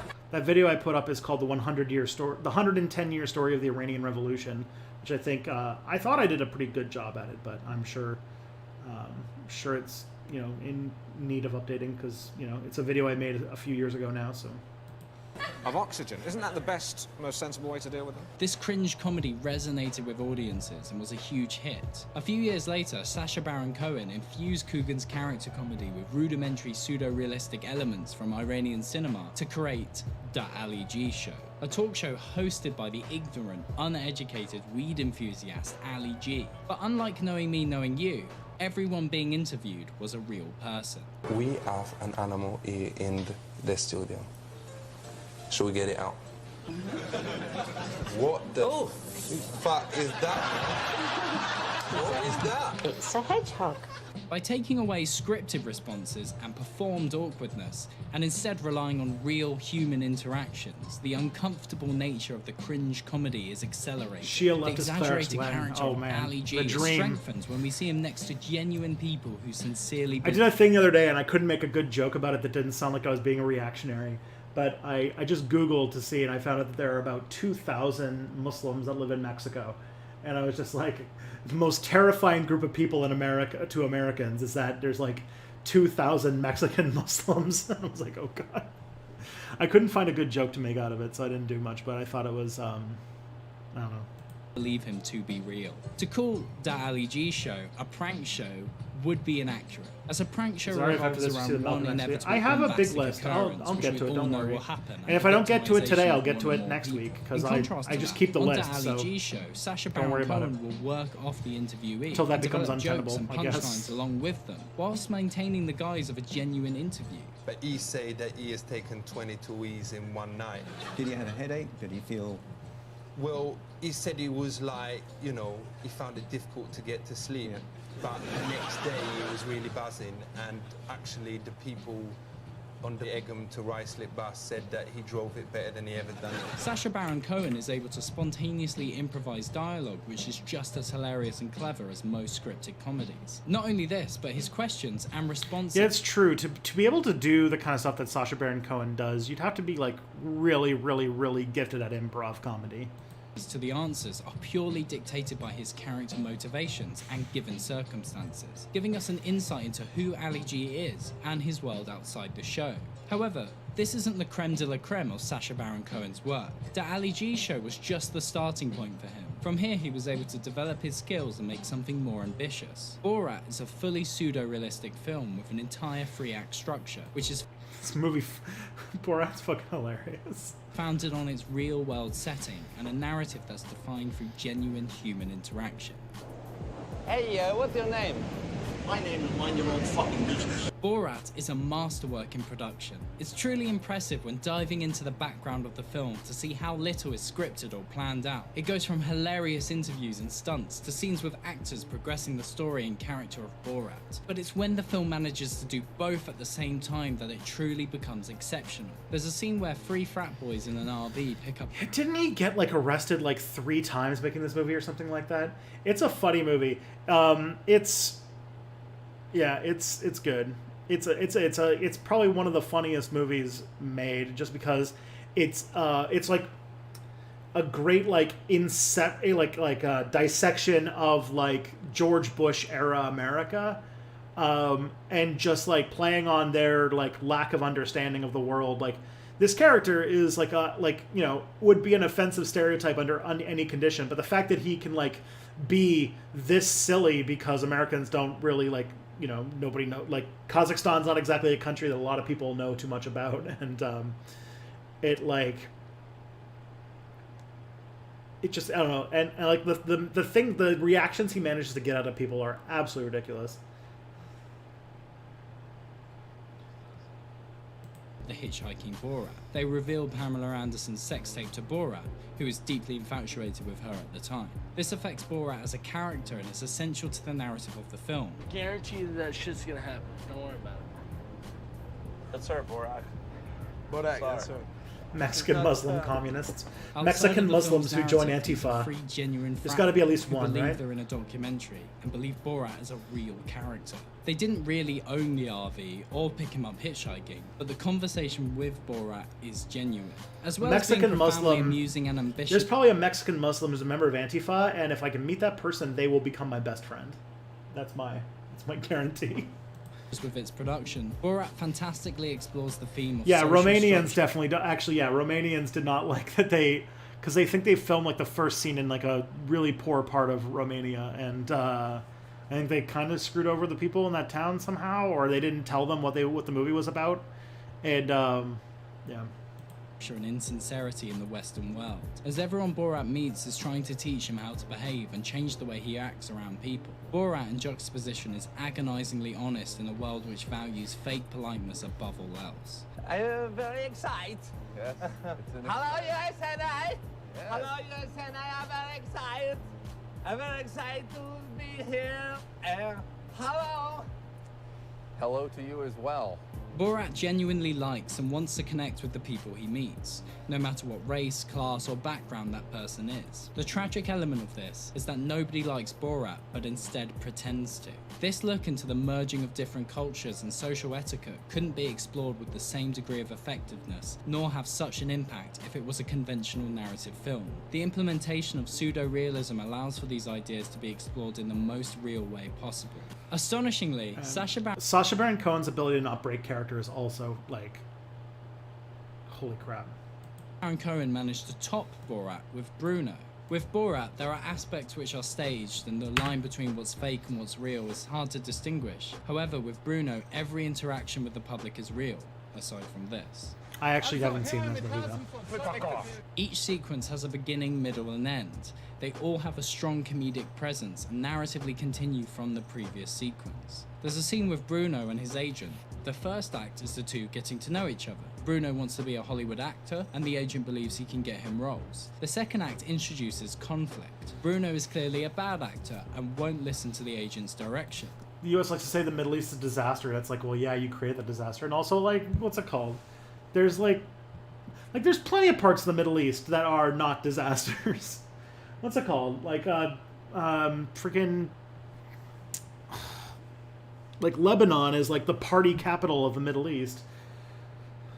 Like, people don't like, people there's I don't know. America fucked up the Middle East royally, but like life still goes on there. The third act ends the scene and progresses the narrative further. I want to be a star in a huge Hollywood movie. Can you make that happen? No. Sacha Baron Cohen makes this look easy, but there are so many bland comedies being shat out constantly that fail to do this. Bruno as a character might initially come across as an offensive caricature, but over time he develops into someone who's deeply layered. Cohen never sacrifices the larger-than-life aspects which makes him stand out as a comedic character, but uses them to create an image of a deeply insecure, fame-obsessed young man. Once again, Sacha Baron Cohen is able to expertly explore the deeper themes and ideas that come with his character, such as celebrity culture, superficiality, and how homosexuality makes people uncomfortable. At this point, Sacha Baron Cohen has mastered the style of performance needed to convince people that he's playing a genuine person. He gives each character a unique physicality. He's got an ability too that like he can like put on like a pair of glasses, get a haircut, and maybe wear a hat, and like you don't recognize who he is. So he can just keep pulling this shit all the time and keep getting away with it. And vocal rhythm that brings them to life. It doesn't take long for the audience to become immersed in his characters, forgetting that they're characters entirely. So you were never gay?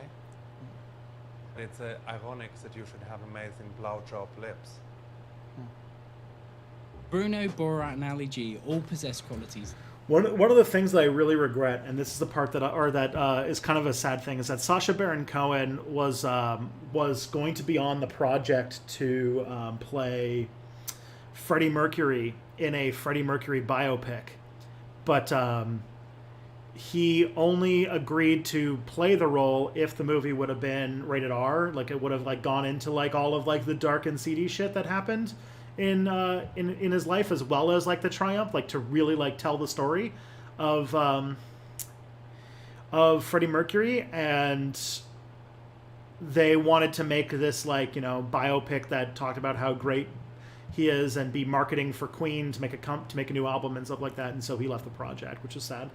That make them vulnerable. Whether that's a lack of intelligence, ability to communicate, or self-awareness, these give the people around them an ugliness. The judgment and superiority they feel over Cohen's characters reveal their hidden intentions and beliefs. Although these characters are socially weak, the stereotypes Cohen is building on become empowered, as the people Cohen interacts with are constantly revealed as being more grotesque than the characters themselves. His characters are never victimized for being who they are. Typically, it's uncommon for the cinematic world to frame comedies as important pieces of work, with the people behind them rarely receiving artistic credit. However, if you look at Bruno and Borat objectively, there are very few films which are able to explore this many ideas in such a unique way. Sacha Baron Cohen's work has been able to pave the way for even more creators to develop this style, such as Nathan For You and Nirvana the band The Show, and we even see... Yeah, Nathan For You definitely fits in that category. That was another show that... that one's less so. It more... That Nathan For You punches down a bit more in a way that I'm not super happy with. Pseudo-realism being introduced to genres other than comedy, like in Under the Skin. This style that combines character comedy, social experiments, pranks, and journalism into something wholly special and original was founded by Sacha Baron Cohen. It's great to see Nathan Fielder from Nathan For You working with Cohen on his new show, Who is America? A show that gives us surreal character comedy but also genuine political journalism. It highlights the political turmoil of America. I haven't watched the show yet. In an honest way, whilst also never being sincere. You started so many wars. Oman is the only country in the world with an Abadi majority rate. I think Somalia might also be, or maybe there's another country on the Horn of Africa that I think if it's not majority Abadi, it has a large Abadi minority, because it was like an Omani colony actually. Weirdly enough. Afghanistan, Iraq 1 and Iraq 2. Which was your favorite war and why? Even though his actual scripted films are for sure a bit shit and lacking in the same level of complex filmmaking, it doesn't change his importance. At its core, genius is defined through innovation. And when you look at Sacha Baron Cohen's filmography, innovation is what stands out the most. From adapting and popularizing a genre that at the time wasn't present in Western culture, to producing some of the most politically nuanced films, masters crude comedies which never compromise despite their difficulty to produce. He repeatedly proves to be incomparable in this creative space, and I am thrilled that he continues to innovate and push the boundaries of film and television today. But what do you think about Sacha Baron Cohen? Let me know down below, and make sure to like and subscribe for more nitpicks content just like this, and check out my... Alrighty. I mean, he's not wrong. I'm gonna take a quick washing break real quick. I actually planned one of like the videos that I have on like my dream board to make someday is on a Body Islam. The game probably the religion most recognizable because it's in because people are like, ooh, what is this thing? In a lot of what's it called games, Paradox games that I've been really because like Ibadi Islam used to be a little bit more widespread than it is today. But I definitely want to take a look at it because I think it's fairly unique and fairly interesting. All right, quick washroom break. I'll be right back. I'm gonna put on some lo-fi hip hop for y'all though. In the meantime, let me just get that going. I closed Spotify sadly. Okay. See you guys in a bit.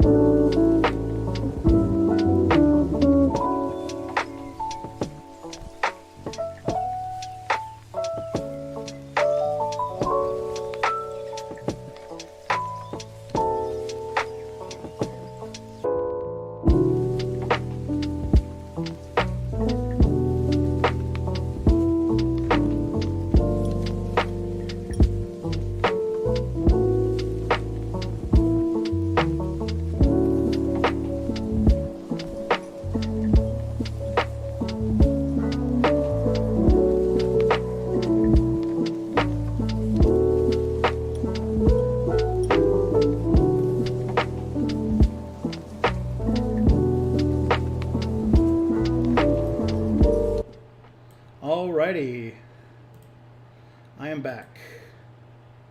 Oh. Just gonna...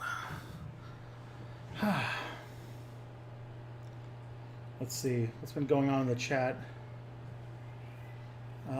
Let's see.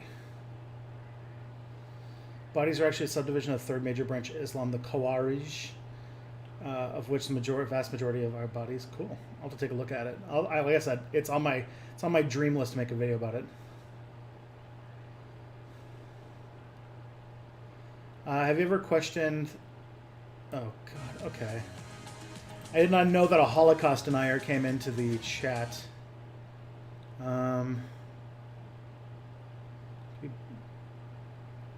Oh, thank you, Birdie. Thank you, Birdie, for tossing that guy out. Oh, geez. Okay, Rocketansky raided while I was away. Hello, everybody. Hello, all the Rocketansky people. Welcome. Hopefully, you're still here.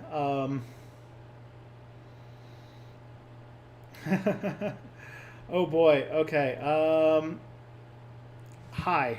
So my name's Tristan. Step Back History. Thank you, Rocketansky, for the raid. I'm sorry that I was taking a brief break to go to the washroom while you guys became. Oh boy. Okay. So hi. Sorry about not moderating the chat. I was indisposed. Anyways, we are reacting to content. We just watched a video kind of talking about who's Rocketansky? Rocketansky's a pretty good YouTuber, or not YouTuber, Twitch streamer. She talks about politics and stuff. So we're doing the Reactor, which is a show where I where people submit stuff to me and we watch stuff together. We have a watching party. We just recently watched a video on Sacha Baron Cohen and his unique style of comedy that is his unique method acting style comedy that ends up being very, very, very, very good. And how it, there's a real mastery of the craft there. So next we're going to watch another video on this list. I do have to watch Who is America. Everyone's saying it's so good. Malcolm X next, please. I don't know what's next up. I have a list of URLs, so I can't just and also if I were to just bump things up because people asked for it, I would get that request literally constantly. So I have to set rules now. Can't just be doing these things. So let's see what's next. I think this one is one that I added, so I'll put that on the overflow list. So, this one. Okay, so somebody recommended we watch Cypher's video on race riots in U.S. history from back in June. So, let's have a look. Look at this whole time. Is it just that one fucking troll coming back with worse and worse usernames? Probably. That happens quite a bit. It's not an uncommon occurrence. So let's see what let's watch this cynical historian. Let's see what Cypher has to say. But yeah, Rocketansky, thank you for coming. Thank you for the raid. I will have a good rest of your evening. Enjoy your Friday night. Okay.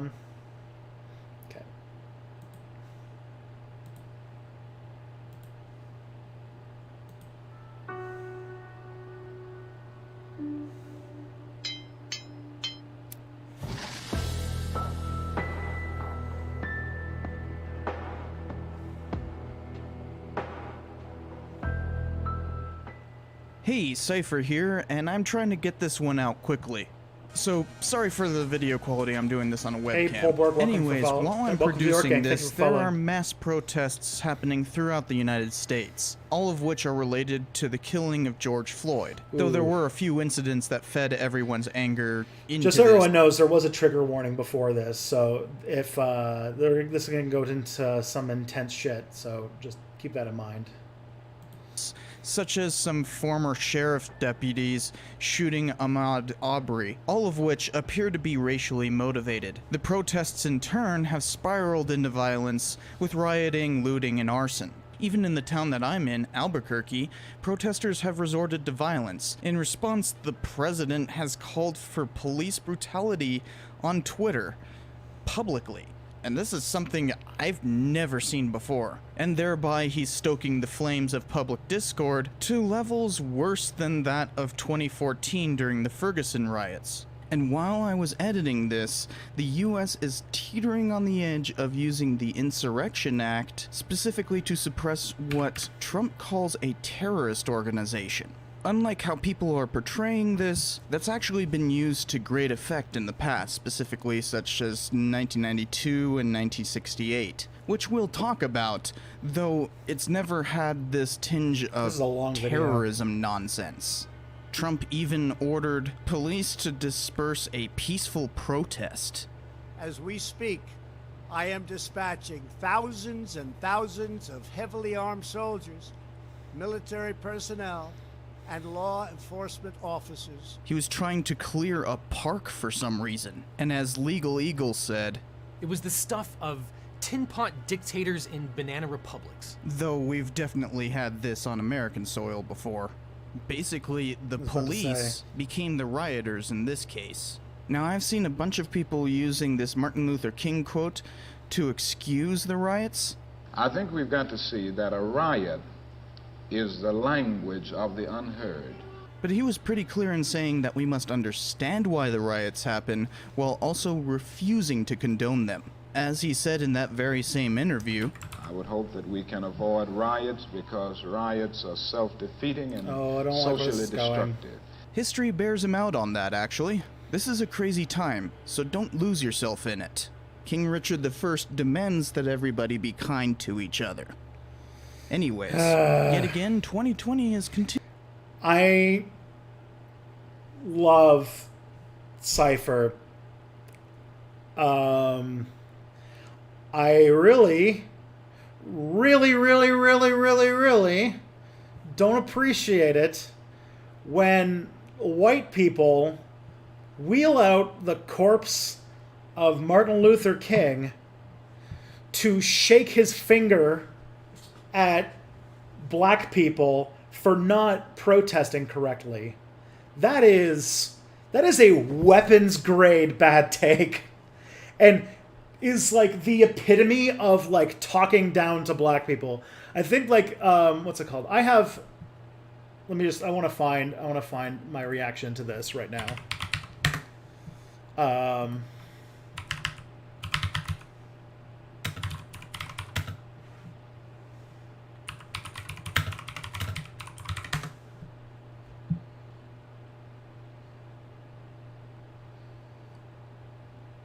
Let me just find this.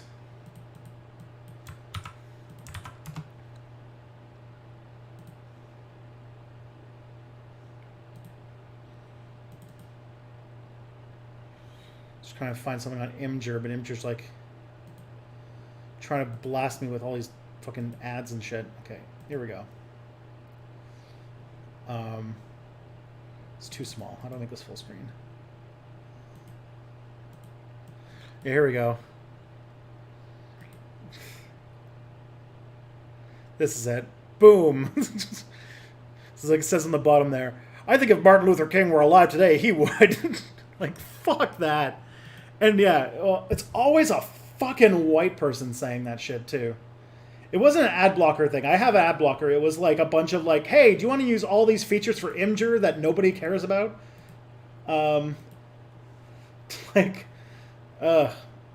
Yeah, that's. I saw Cypher make some like bad takes about everything that's going on his Twitter. I did not know it got this bad. Holy shit. Okay. Nah, man. What's it called? If you want to stop violence, you should have stopped with the fucking police.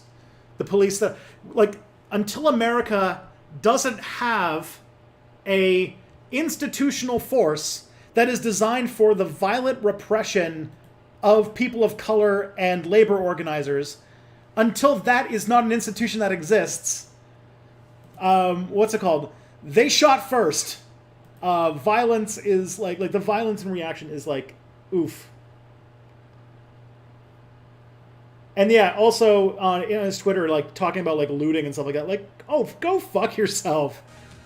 Okay, I shouldn't say that. Cypher is a friend of mine, and we do like, his heart's in the right place. He's just a lib, and unfortunately, libs are libs, and I don't know how to stop that.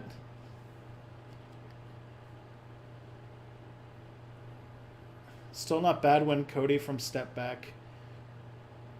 Cody from Step Back? Who's Step Back? Not Step Back, Alternate History Hub. Yeah, yeah. My name's not Cody, and I never said that.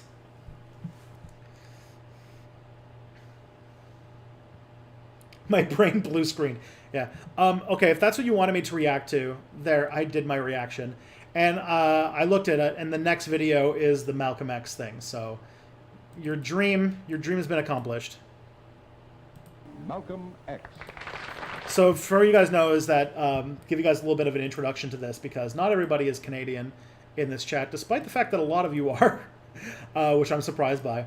So, so this is a clip from CBC. So yeah, this is somebody more. It seems like somebody we should be listening to more in these times. So CBC is the Canadian Broadcasting Corporation. If you are like the BBC, like, you know how the British are the BBC, the CBC is the Canadian version of it. It's the Canadian state broadcaster. It even gets a little warning at the bottom now because of their YouTube's like fake attempt at trying to attack fake news, says that CBC/Radio Canada, which is the French version of it, is a Canadian public broadcast service. So we're going to watch Malcolm X on CBC.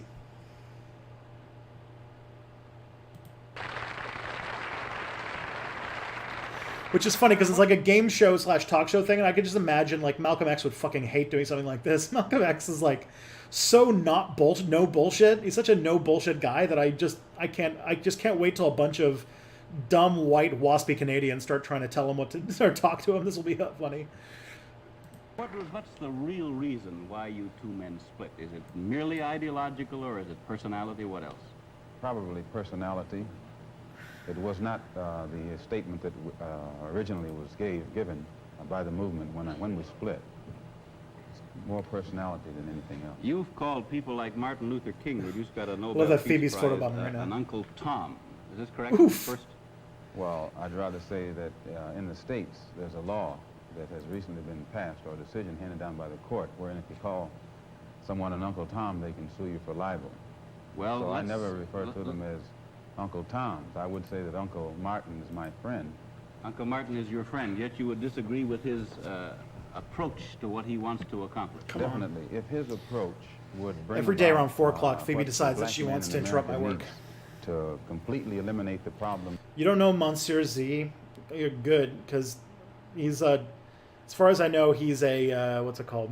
He's like basically an alt-right fascist YouTuber who does alternate history stuff and sucks. That we have, I would say, well and good, but I very much doubt that anyone who adopts the approach that Martin Luther King has been teaching to our people in that country can point to any meaningful gains that has actually served to solve the problem. Black Muslims have sometimes, whether you have or not, and I think probably you have sometimes, it seemed to me, been preaching. See, like I teach, or I used to teach American history. Isn't that most alt history people? Yeah, alternative history does seem to be very full of like right wing, like white nationalists and stuff, which is really weird. But we always teach this thing about Martin Luther King, that he's like, or that Martin Luther King and Malcolm X is like, it's like a false dichotomy, in that Martin Luther King was way more radical than people make him out to be, and that Malcolm X was not as much of a firebrand as people make him out to be as well. But they're both complex figures. Hate to meet hate. I don't advocate any kind of hate. But there's a lot of talk that sounds very much like it. No, I think that the guilt complex of the American white man is so profound until when you begin to analyze the real condition of the black man in America, instead of the American white man eliminating the causes that create that I love condition, Malcolm X. Malcolm X is such a well-spoken man. Oh my God. By accusing his accusers of teaching hate, but actually they're just exposing him for being responsible for what exists. Well, that's something of an argument, but I've heard speeches made by some of the people of your group. I think I've heard you make speeches. It seemed to me that you were advocating what I would have to describe, I think, as violence to meet the serious injuries that have been done your people, with which I totally agree. I don't call that violence. I don't in any way encourage black people to go out and initiate acts of aggression indiscriminately against whites. But I do believe that the black man in the United States, and any human being, anywhere, is well within his right to do whatever is necessary, by any means necessary, to protect his life and property, especially in a country where the federal government itself has proven that it is either unable or unwilling to protect the lives and property of those human beings. Just before Pierre takes it, you've got a pretty good fighter and the world's heavyweight champion lined up with you to help out. Yes, Pierre. Well, Mr. X. God damn, that's such a Canadian line to say. Like, oh, because I think he's talking about Muhammad Ali, and it's just like, oh, yeah, you're ready to fight back against oppression. Well, you've got a pretty good fighter there with you, huh? And it's like, that's like the most Canadian thing I think I've seen so far. Jeez. Mustn't to say when I was a kid, Malcolm X bought me a Mars bar. That'd be pretty cool. Yeah, Malcolm used to buy candy for kids in the local neighborhood. Man, I gotta do a Malcolm X video at some point too. Guy fucking rules. So I was talking about alternate history and like the far right, and it's like, yeah, like a lot of alternate history scenarios are like far right fantasies about like, hey, what if like the bad guys won? What if the quote unquote bad guys won the war that the good guys won? Wouldn't that be crazy? And it's like them like going into like, oh yeah, like what if the slave owners won the Civil War? What if the like fucking Nazis won World War II? And it's like, why do you keep entertaining these fantasies? And usually when they do, they're not written for like the absolute horror stories they are. Like, I had a idea of like once trying to approach the like Nazis win World War II scenario as like the worst horror you can imagine. Oh boy. I guess I call you that. Is that the proper appellation, Yes. Mr. X? I'm Might wondering have another if you troll in still our hands. Let's believe, see. as I think you certainly did at the time you were allied to the Black Muslim movement, in a segregated black nation in North America. I don't believe in any form of segregation or Yeah, any Hoi form 4 of racism. is pretty lousy with them, yeah. I'm against any form of segregation and against racism. Is it? Am I right in saying going the to spam Black trolls today? Muslim I don't know. movement, which you have left, did believe in that? Well, Elijah Muhammad taught his followers that the only solution was a separate state for black people. And as long as I thought he genuinely believed that himself, I believed in him and believed in his solution.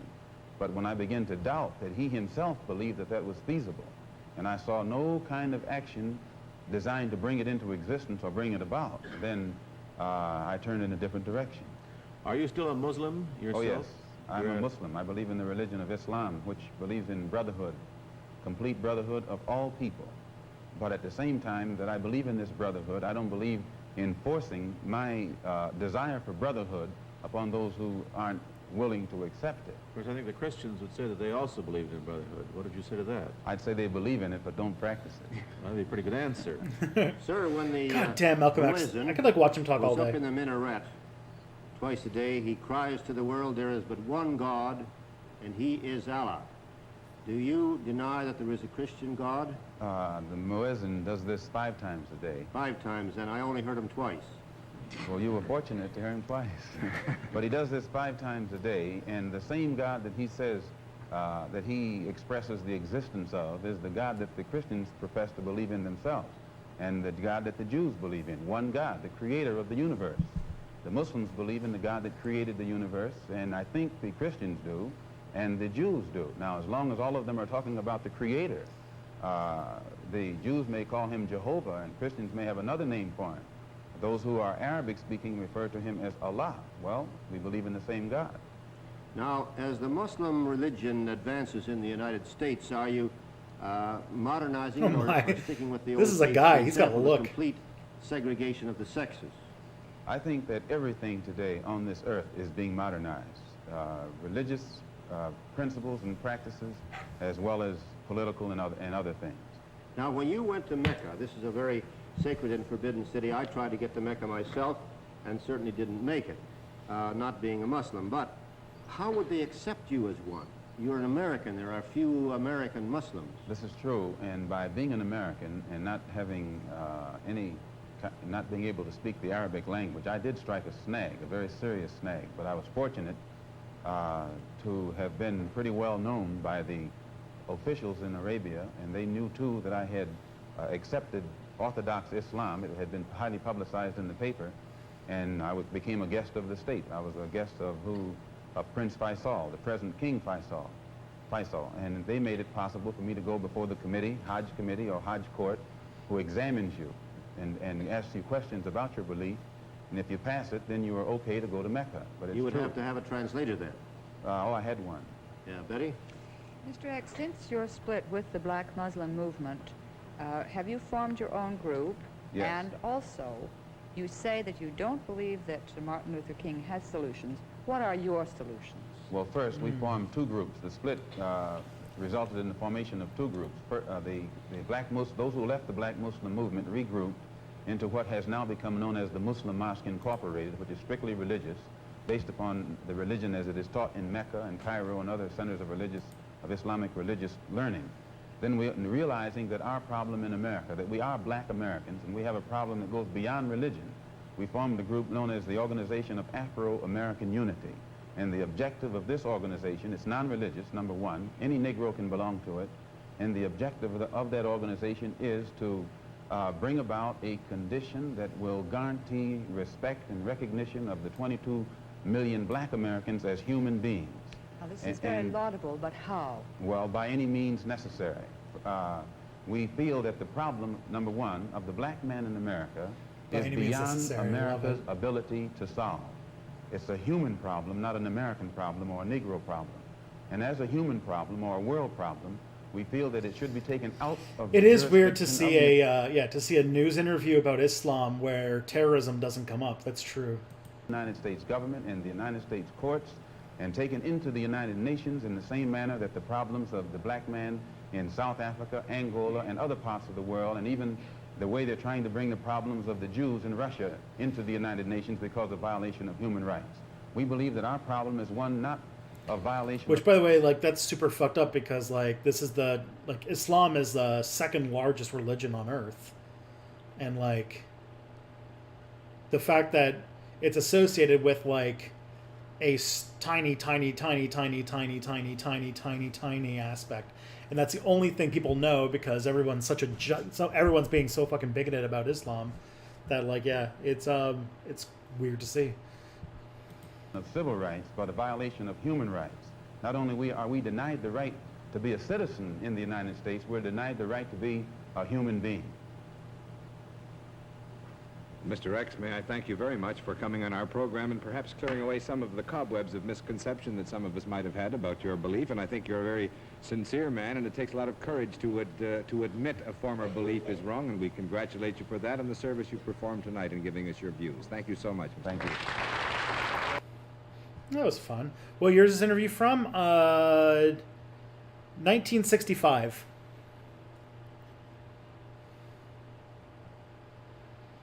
Okay. What do we got next? What do we got next in the hopper?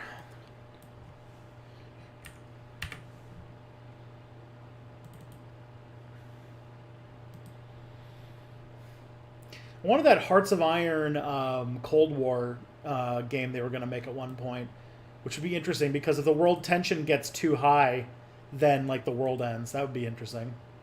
All right, we're going to read an article this time. So this is the obituary, apparently, of somebody who died in 2018, named Max Levitas, towering figure of the labor movement, a hardened enemy of the Black Shirts in the years before World War II. The Irish Jewish communist devoted nearly an entire century to fighting injustice. With the death of Max Levitas, who passed away on Friday, November 2nd at the age of 103. Holy crap, good run. Britain had lost one of its most beloved communist figures. An adopted son of London and the East End particularly, Max was a towering figure in his local community, widely respected at the staunch advocacy and working for people against racism and oppression. With his passing, the broader labor movement has also lost one of its last remaining links to heroic struggles against fascism, mass unemployment, and treacherous living conditions waged by millions of ordinary people in the 1930s. Max was a prominent working-class militant who played a central role in many of London's great labor upheavals. Oh, who wrote this? Oh, it's Jacobin. Of course it is. This makes a lot more sense. People in the 1930s. Max was a prominent working-class militant who worked in a central role in many of London's great labor upheavals in the course of many decades. Even after his sad passing, his lifelong commitment to the cause of labor is an outstanding example for future generations. Sounds pretty cool. I'm not exactly sure why somebody wanted me to read an obituary, but I'll take it. How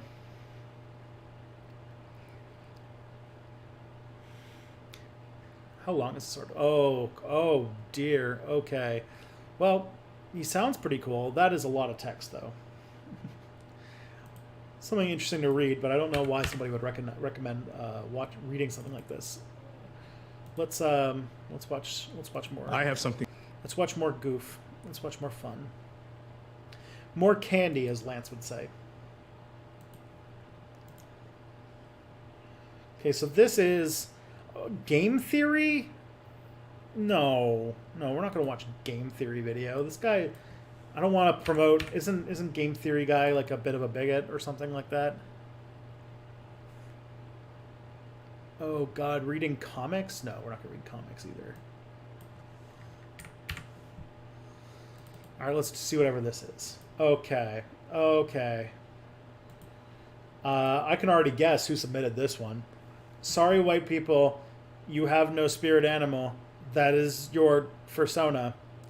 Well, thank you. Thank you. I know exactly who posted this. Yeah, thanks, D-Quack. Good follow-up to... Wait, Game Theory is bigoted? I think so. I'm pretty sure there's, like... He's got some associations with, like... some... I'm trying to remember what it was exactly. But... yeah, there's some like... ties to, like, some evangelical Christian shit or something, or transphobia or stuff. I don't remember at the moment. I have to, like, look it up. But I do remember there being a snafu associated with MatPat. But also, there's also the other thing is that, what's it called? Game Theory also just sucks as a YouTube channel, so that also is a reason to not watch a Game Theory video.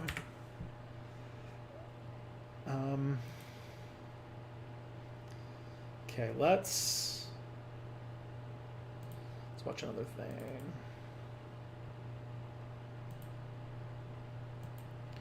Okay, let's see what this is. $1 million. This is United. So this is okay. This is a very long video, but we'll see what we can do with this. $1 million versus $1 billion visualized. A road trip. Oh boy. States $1 bill. It's just over 1/10 of a millimeter thick. So what if you had 1 million of them? $1 million US stacked up into the sky. How tall would that stack be? Well, I mean, first of all, it would fall over. So let's say instead that you put that stack on its side. One after the other, after the other, lined up, not edge to edge, but just stacked up. How long would that stack be? Well, it'd be about the length of a US football field or a UK... Yeah, that's the other thing, too, is that, like, Game Theory videos just are usually boring, and, like, it's not, like, it doesn't usually do any, like, actual, like, literary analysis. It's just, like, or, like, close reading. It's just, like, lore, but, like, dumb lore. I don't know. I don't find it very much. Football pitch. So that's the distance that I'm going to walk right now. And as we go, have a think about just how much money that is. We passed $10,000 within my first couple of steps back there, and that's more money than the average annual wage in a lot of the world. Now, there's a money clock on screen tied to the GPS in this camera, so the numbers should be about right as we go. A lot of folks have created visualizations of the difference between a million and a billion.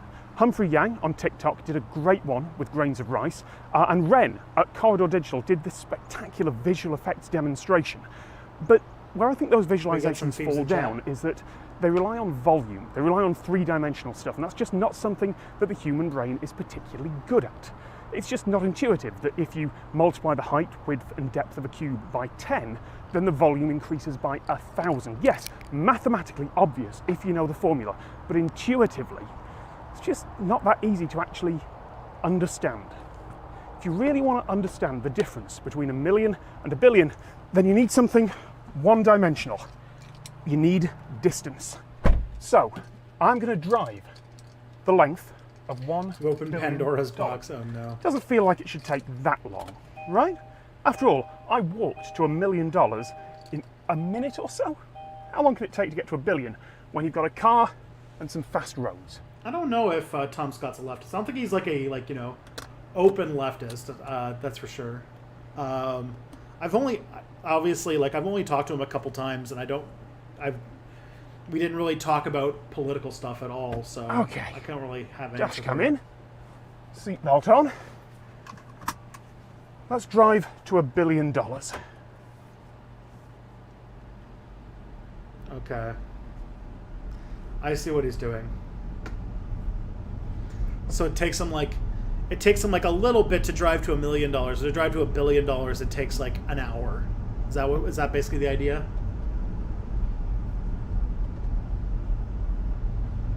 And it's like the rest just like... Yeah. In 400 feet.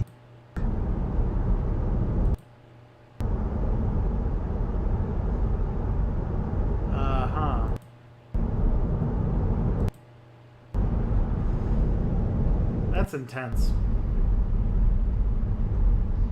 So tease the conclusion. Okay. Jesus Christ. Yeah, billionaires shouldn't exist at all, ever.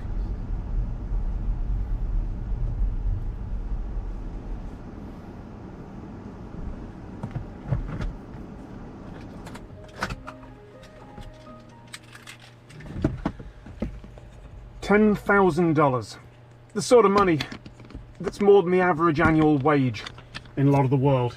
That was a couple of steps. $1 million? Life-changing sums of money for almost everyone, except a lucky few. Well, that took a minute to walk. But $1 billion? Well, that takes more than an hour to drive. What if you wanted to go to $1 trillion?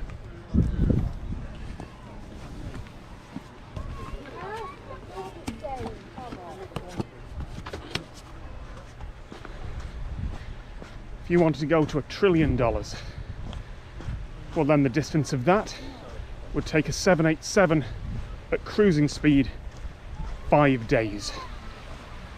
The words may sound very similar, but that's the difference between $1 million, $1 billion, and $1 trillion. Jesus Christ, that's a lot. That's true. Now I'm lurking his Twitter to find out if he's a leftist or not. That is good. That's a good visualization. Tom Scott's always really good at like he always makes very good video ideas to describe ideas. Like, I'm always good value. You're looking his Twitter to see if you're gonna. I bet you're gonna find like almost no political stuff, or if any political stuff comes up, it's gonna be very safe. He does seem like a person who doesn't think about that stuff very much, or if he doesn't talk about it publicly because he wants to make sure his business stays well, which like I think is most people. Like, I'm pretty sure I've probably I have a few colleagues from grad school who don't follow me on Twitter because they don't like my takes. I'm pretty sure I have like lost friends over me being a leftist, so it can happen. It is part of, it does come with the business.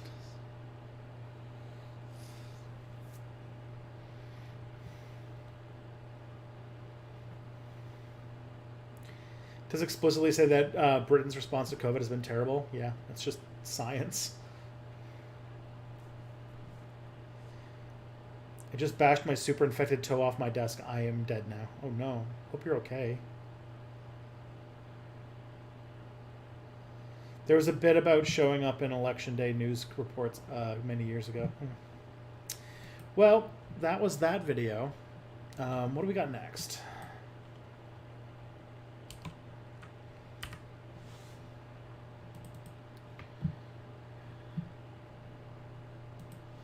So this is the cat tier list.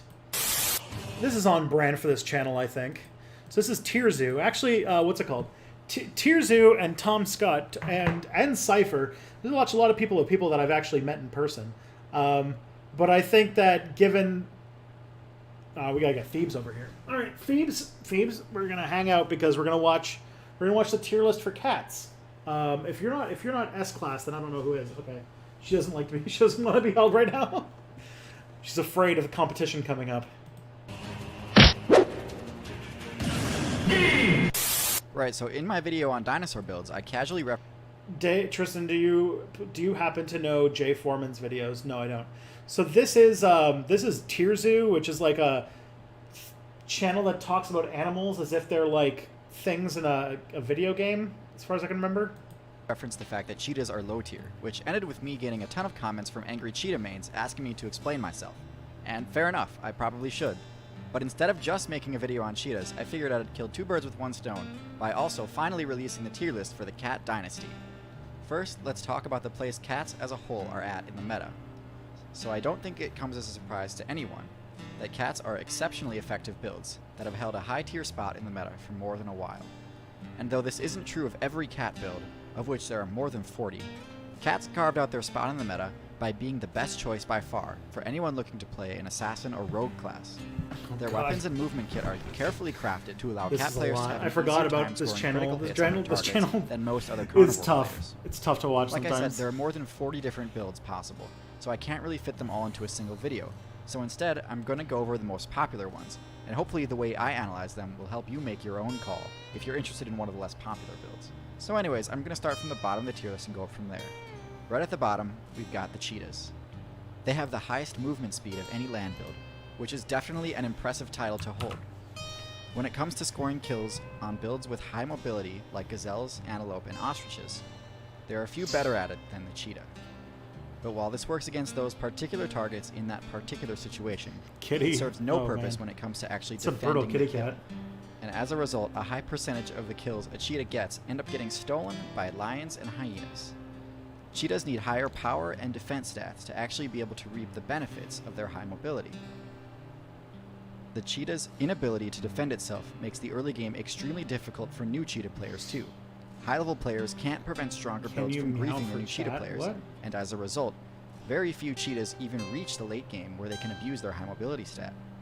Long story short, F tier because they get bodied way too hard by competing builds.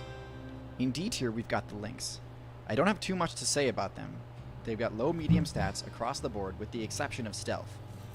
And they do possess one relatively useful ability, the ability to move silently through snow. They're best at taking out small prey using stealth, but in my opinion, there are better choices for Oh this my type God. of playstyle, such as the owl or the viper. While they don't get griefed nearly as badly as cheetahs, they do Oh have to watch boy. out for cougars, wolves, and coyotes. Yeah, there's no cuteness score, which I One think is level important higher when and we you're reach the studying cougar. cats. While its stealth is actually a bit lower than the lynx's, all other stats are a good bit higher, especially strength. However, it's not quite strong enough to overpower midweights like deer and elk without putting itself at risk for taking damage too. While it can climb pretty well, it's most comfortable duking it out on the ground. I've never discussed troll builds on this channel, but honestly the trolling potential with cougars is too good not to mention. Cougars lack access to the roar move, but that doesn't stop them from trying, and as a result, they have one of the craziest battle cries in the game. Instead of actually being useful as an intimidating sonic AoE, it instead sounds almost exactly like a woman being brutally murdered, which is one of the few ways to seriously... When I was in, I was visiting Quebec for convocation for the year after I graduated at my university, and we stayed at this Airbnb that was like in the middle of the woods, and in the middle of the night, we heard this sound that was like a woman being murdered, and it turned out that it was probably a fox, but god damn, it was like the scariest thing because it was like silent out in the woods except for that, and I was like, Jesus Christ. Yeah, that was a lot. seriously mess with human players that invade their territory.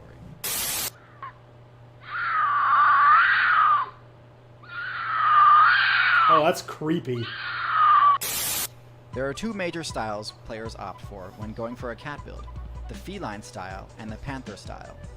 All of the builds so far have Yeah, been I'm feline not sure how this which this generally has higher this mobility joke and lower has strength. Panther style turned cats, into an on the entire other hand, YouTube are channel. It stronger, feels like it bulkier, and lasts also have exactly access one to the video. Panther's signature move, roar. So we're finally going to switch gears over to the panther builds as we continue up the tier. Is this a meme?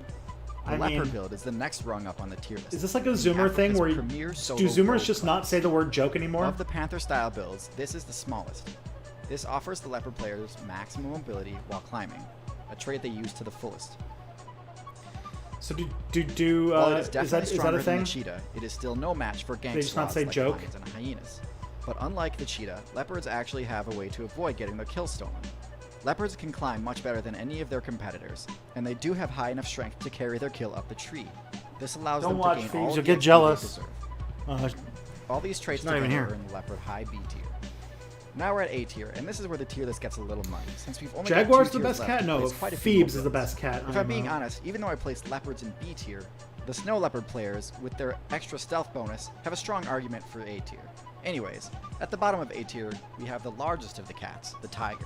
Not many unique abilities, but generally just very high stats. While tigers do have decent stealth, they rely more on their sheer power for winning fights.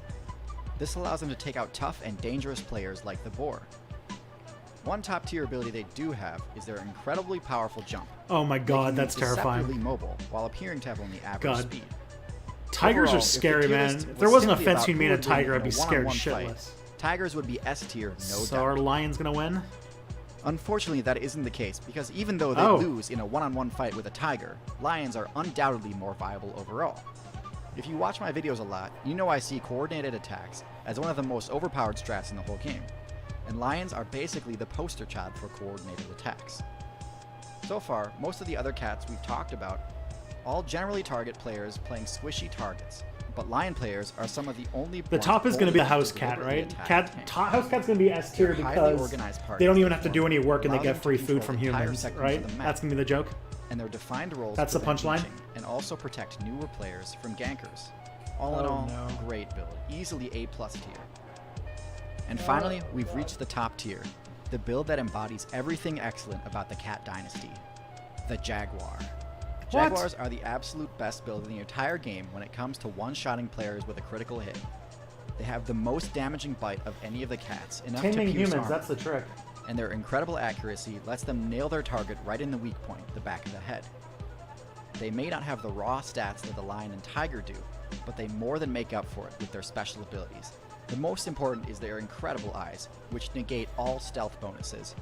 Most cats have great vision and can even see in darkness, but the Jaguar can even see a target obscured by camouflage or hiding in murky water. Oh dear. The second, less obvious Jaguar perk is is that hardcore. Jaguars are the most versatile cat build available. They're great sprinters and pristine climbers, but they're also just as much at home hunting in the water as they are in a tree.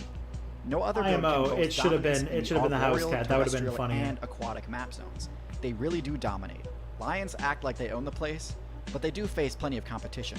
But Jaguars, they do own the place. What does STL stat mean? Probably they like could carry stealth? their food up a tree if they wanted to, but there's no need. So yeah, a build that can one-shot anything on its server and dominates 3 of the 4 main play zones. That's your S tier.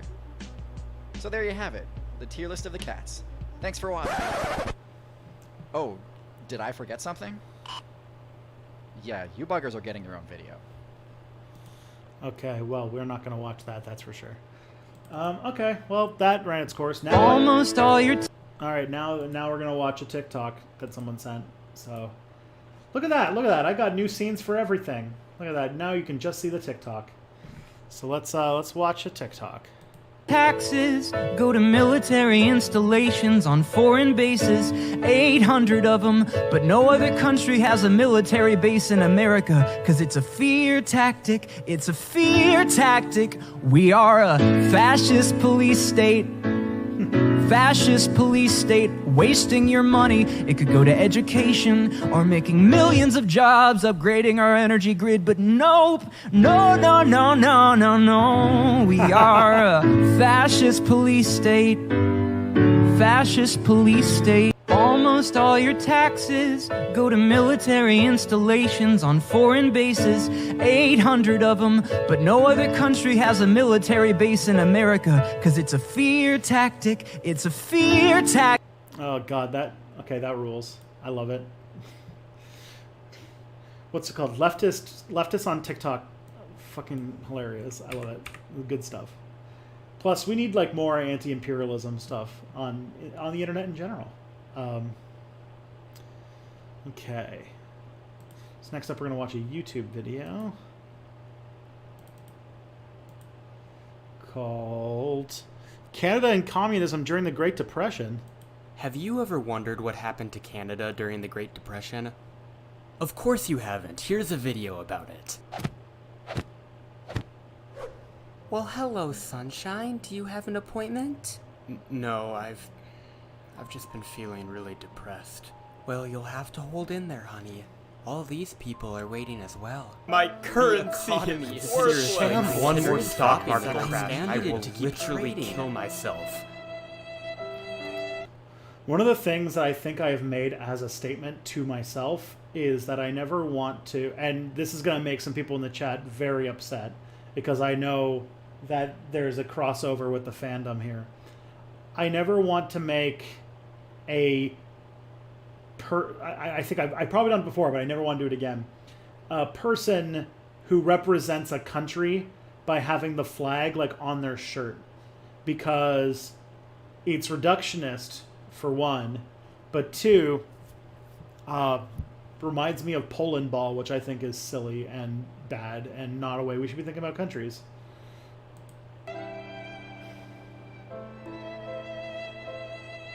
What is up, Bachelor Pigeons? Today we're gonna... Bachelor Pigeons? What is this YouTube channel? Most people think of Canada in History the 1920s House and Productions, 30s, okay. they think of... Actually, nobody has ever thought about Canada in the 1920s or 30s, but here's a quick recap.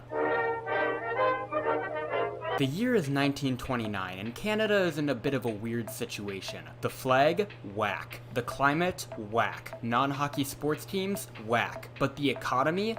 It was dope as f***. Canada was having a great time extracting its hella natural resources and exporting them to the British Commonwealth and the United States. After World War I, farming especially was booming, and the prairie provinces were producing record levels of grain. Europe was buying, America was buying, everyone was happy. The stock market was doing great, and everything was fine and dandy. I can't for the say rest anything of about what's time. going on in Armenia and Azerbaijan. Psych! The stock market crashed, and the world was plunged into an economic dark age that even Canada couldn't escape from. You see, the problem with having your entire economy rely on other people buying stuff that you dig out of the ground or whack out of the forest is that what if they're just like, I don't really want that stuff.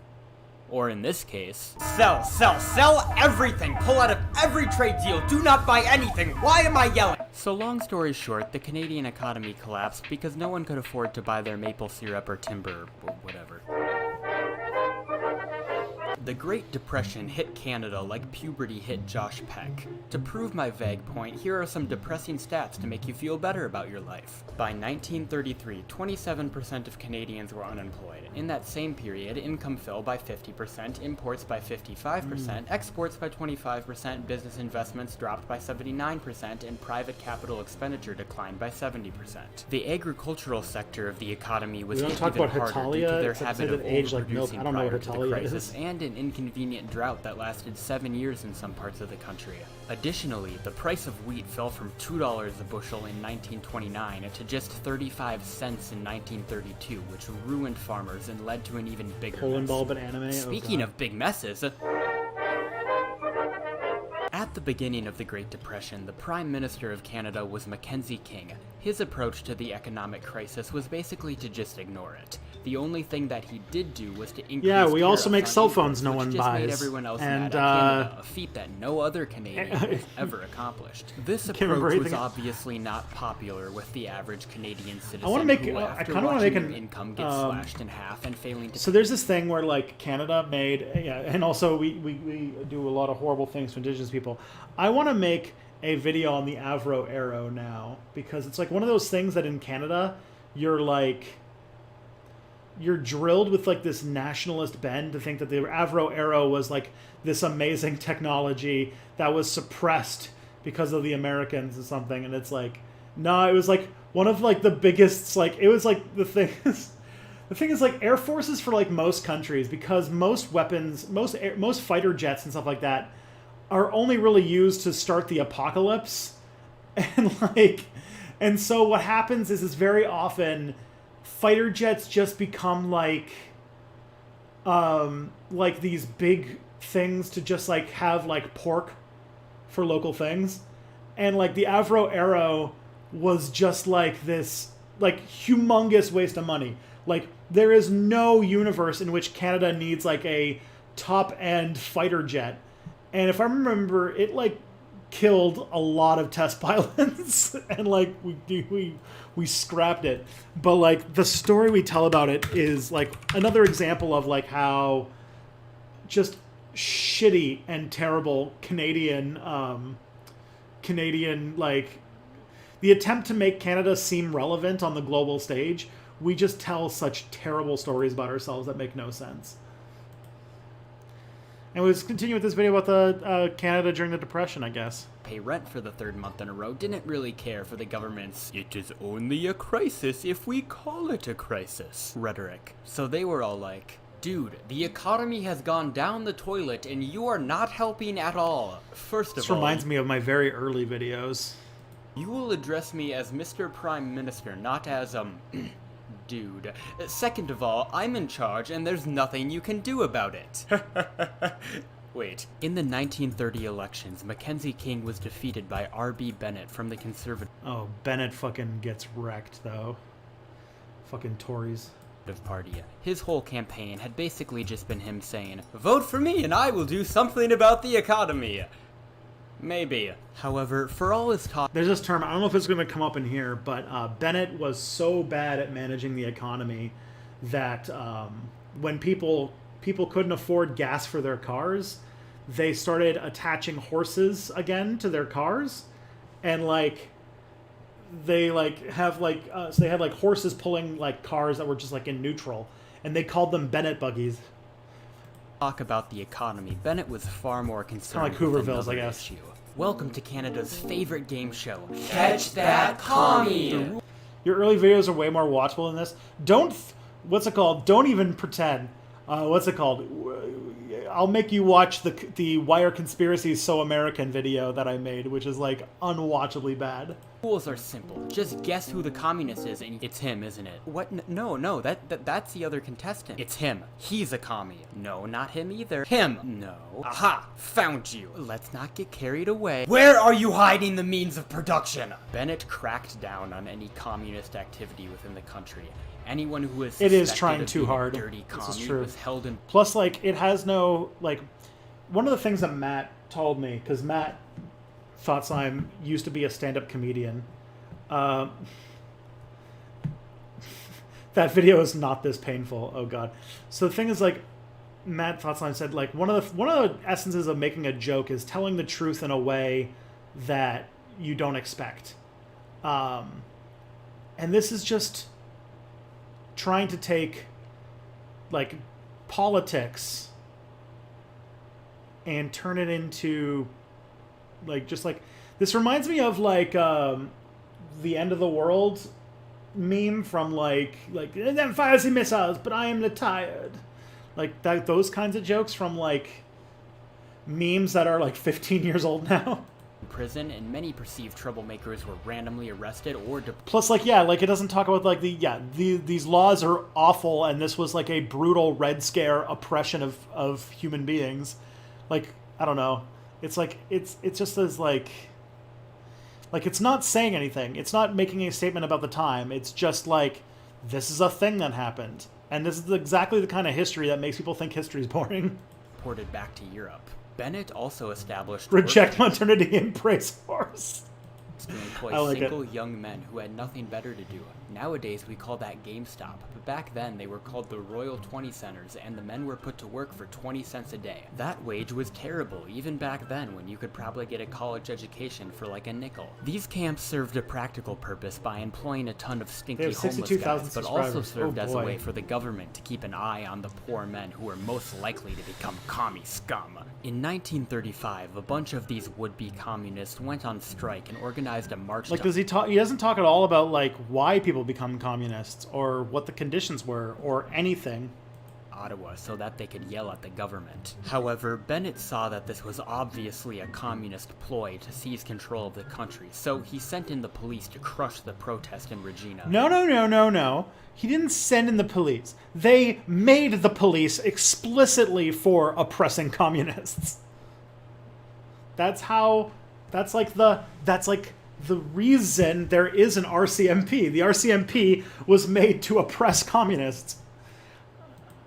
Good thing you figured that one out, buddy. Another close call. To be fair, towards the end of his term in 1935, Bennett introduced some reforms based on the American New Deal, but most Canadians saw it as too little too late. So when Mackenzie King left the hockey rink and ran against Bennett, there wasn't much of a contest. Now that King was back in power, he immediately got to work getting rid of all of Bennett's stuff and started bailing out all the broke provinces. He also luckily happened to come back into power just as the economy was starting to show signs of a natural improvement. It wouldn't fully recover though until some angry German guy invaded his weaker Slavic neighbor, but that's a whole nother video.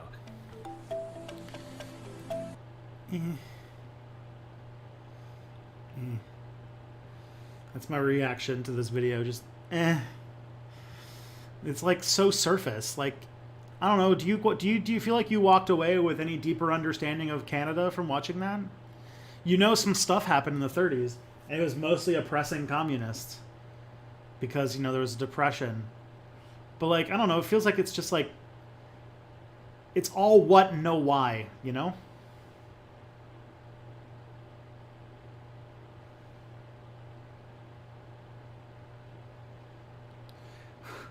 But I got that through your commentary more than the vid itself. Oh, yeah. Oh, classic move. If you haven't seen this, which, like, oh my god, what? This is, like, the entire, like, men's rights movement summarized in, like, one thing. I love it. This is, like, all anti-feminism summarized in 39 seconds in a way that everybody just talks. Everyone just does longer versions of saying this 39 seconds of video footage that explains the entire men's rights movement.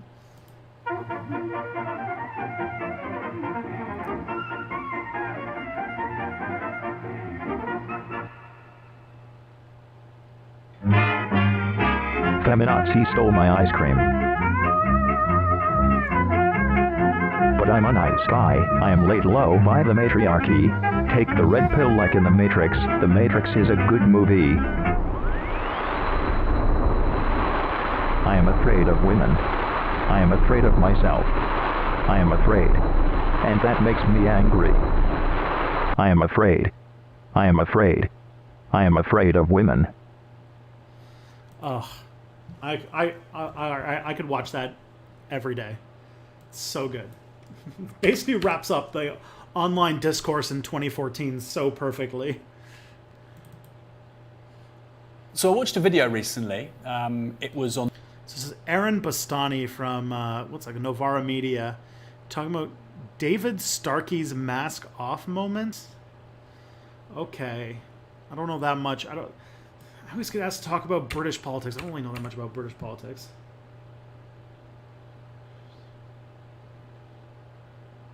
All right.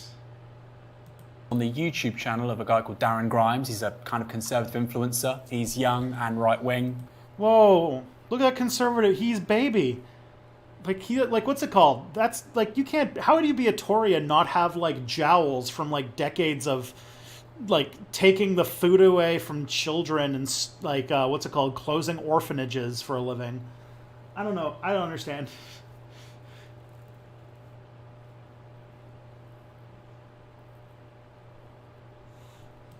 That's quite a rare combination these days. So he's gained quite a big national profile for himself. He's regularly on the BBC, Sky, and so on and so forth.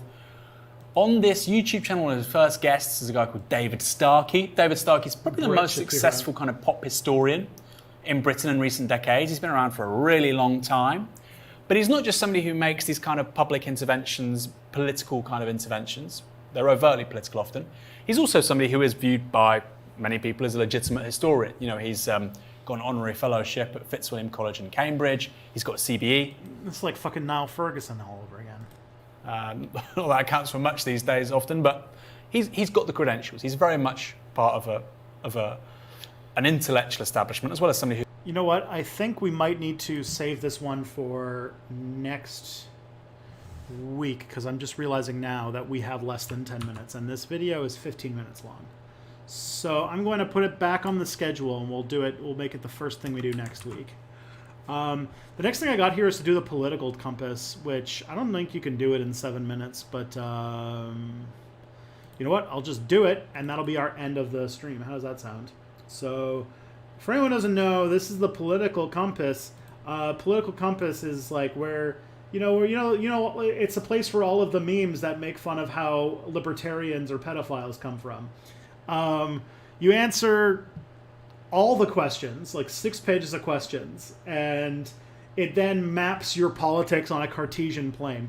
And I've talked several times on these streams about my issues with this test, because it's like people's politics don't really match up that logically. Like, people have contrarian views. The fact that like Nazballs exist, for example, completely just throws like Nazballs and like Strasserites and stuff like that completely show that like this platform or this way of looking at politics isn't exactly accurate. But I guess it launched the entirety of J-Reg's career, and it is everybody's. It is like every single person on Earth's, or at least a good chunk of people's profile pictures. So I guess I should take the test. For funsies, why not? So let's see. There are 6 pages of questions. Let's do them. All right. If economic globalization is inevitable, it should primarily serve humanity rather than interests of transnational corporations. Yes? Okay, like, who is the person who answers I disagree? Why is JREG? Good question.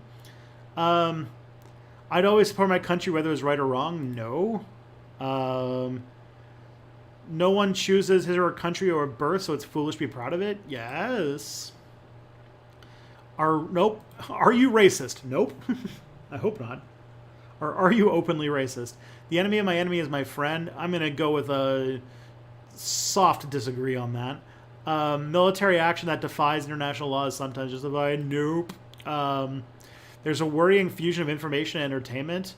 I'll disagree on that because that's basically my job.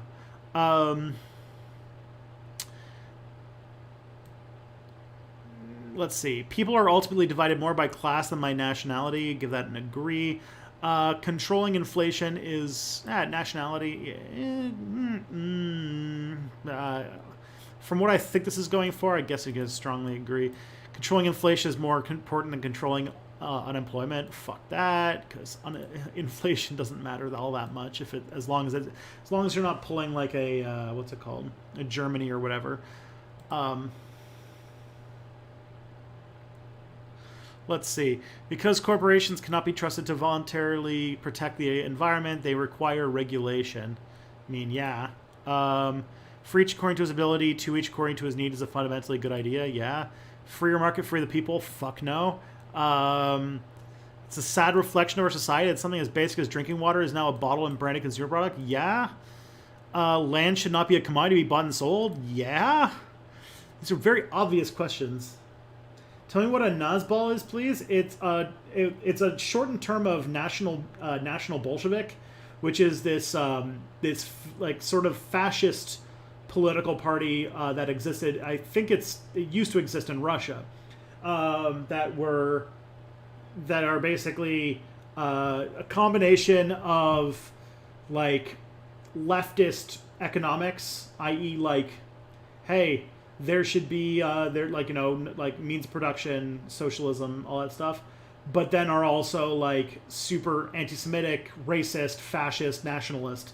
So it's like, yeah, it's like, hey, what if socialism but also racist? Like, that's basically their thing.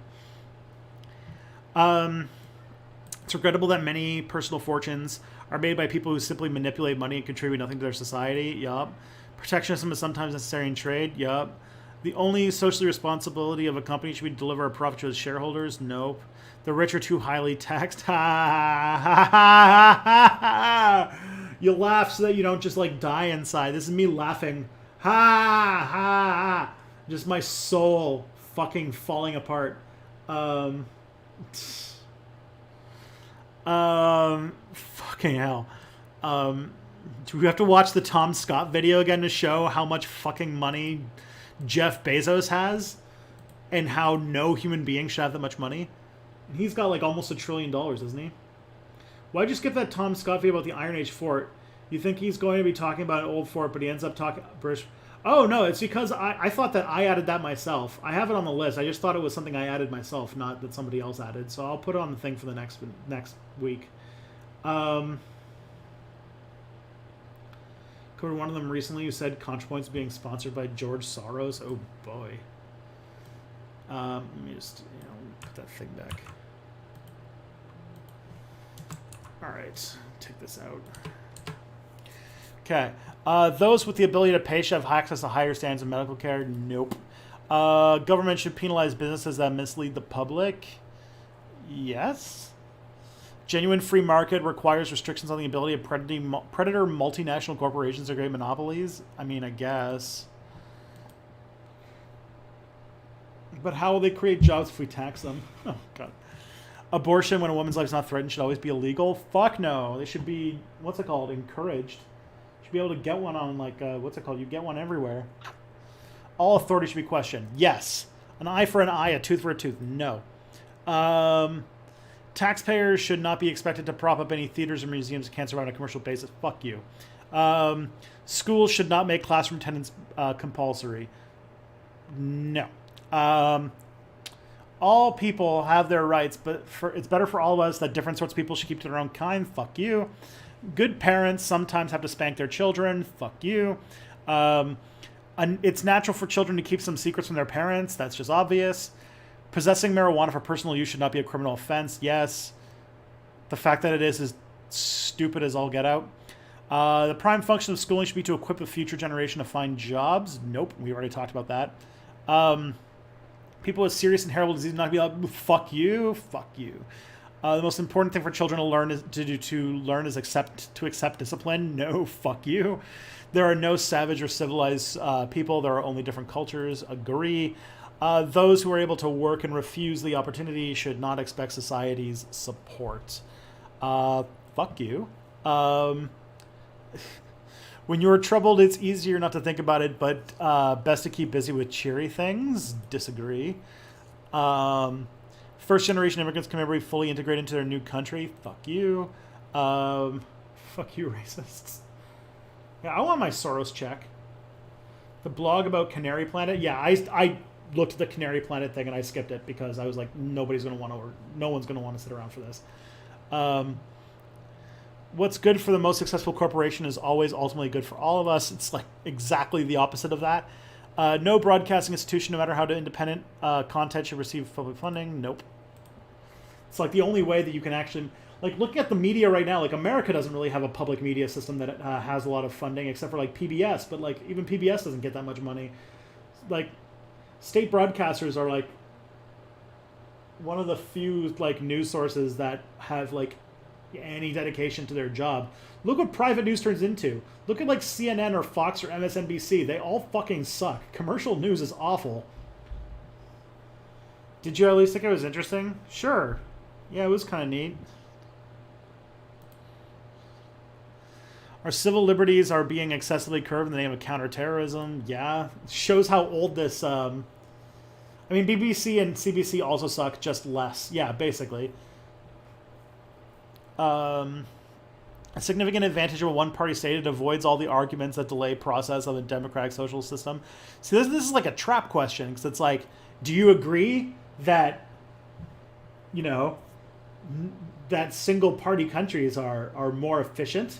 And then you say yes, and it's like, ha! Caught you. You're a fascist now. So let's go disagree on that, because democracy is good. Although the electronic age makes official surveillance easier, only wrongdoers should be afraid. Fuck you. The death penalty should be an option for the most serious crimes. Fuck you. In a civilized society, we must always have people above to be obeyed and people below to be fuck you. Abstract art that doesn't represent anything shouldn't be considered art at all. Be gone, fucking Ayn Rand here. This feels like a question. This feels like a question that is like basically like funneling you. Like it's like as if Ayn Rand decided this political compass. I swear. This feels like it's like an Ayn Rand on every level. Like the last two questions are literally like Ayn Rand positions. In criminal justice, punishment should be more important than rehabilitation. Nope. It's a waste of time to rehabilitate some criminals. Nope. The business person, the manufacturer are more important than the writer, the artist. Fuck you, Ayn Rand. This is like the most, like, you can tell it. All of these questions are like libertarians. This is just like a web. I think that the political compass is literally just to make everybody. They think that everybody who answers with the like weird Ayn Rand answers, they think that everybody, if you just heard the questions, like, you would obviously know that abstract art is bad, because that's how everyone would obviously answer. So everyone will end up being right-wing libertarians, and then they'll be. Because you know the biggest political issues are that you can't marry children, have slaves, or drink raw milk. Because you know those are the issues that people care about. God damn, this is bad. Okay. Mothers may have careers where their first duties be homemakers, go to hell. Multinational corporations are unethically exploiting the plant resources of developing countries. This is true. Taking like crops that people have been cultures have been working for millennia to tame and to make them work for them, and then copywriting it and charging them for the seeds. Like, yeah, no, thank you. Making peace with the establishment is an important aspect of maturity. Nope. Astrology accurately explains many things. Nope. You can't be moral without being religious. Nope. Charity is better than Social Security as a means of health. Nope. Mutual aid is better. Some people are naturally unlucky. No. It's important that my child's school instills religious values. No. Some people are naturally unlucky. That's a weird one. So is this like trying to say, do you believe in I don't know, weird caste stuff, or is it trying to say I don't get the point of this question. Be interested to see what that feeds into. Sex outside of marriage is usually immoral. Fuck you. Same-sex couple in a stable, loving relationship should not be excluded from the possibility of child adoption. Yeah. Pornography depicting consenting adults should be legal for the adult population. Yes. Man, who really hates sex? What goes on in the private bedroom between consenting adults is no business of the state. Agree. No one can feel naturally homosexual. Go to hell. A straight person wrote that question. These days, openness about sex has gone too far. Go to hell. Okay. Kelly's looking at me because we're over time. No, I'm just wondering what you're doing. We're taking the political compass test. And it's obviously written by Ayn Rand weirdos. Haven't you taken this 1,000,000 times? Probably. But look, there you go. Oh my goodness. I am a negative 9.88 and a negative 9.13. Can you get further into the corner? Can I get a little bit? It seems that I'm actually more left-wing than I am libertarian, but so slightly. This is the one that puts Hitler as a centrist. Is it? Yeah, look, here's this. Here's Hitler, a centrist authoritarian. What? While Milton Friedman over here, Gandhi somehow, Mahatma, I don't like black people Gandhi over here in the left libertarian. Well, that's cute. Well, there you go. So there you go. I'm a negative 9.88, negative 9.13, which surprises probably literally nobody. On that note, Kelly's probably here because she wants me to order dinner. So I am a little hungry. I'm going to be saying goodbye to all of you people now. There's Bye. Kelly. Say hello to Kelly. I'm going to, for everybody who's on YouTube, or not on YouTube, everyone is on Twitch, we're going to find someone cool to raid first.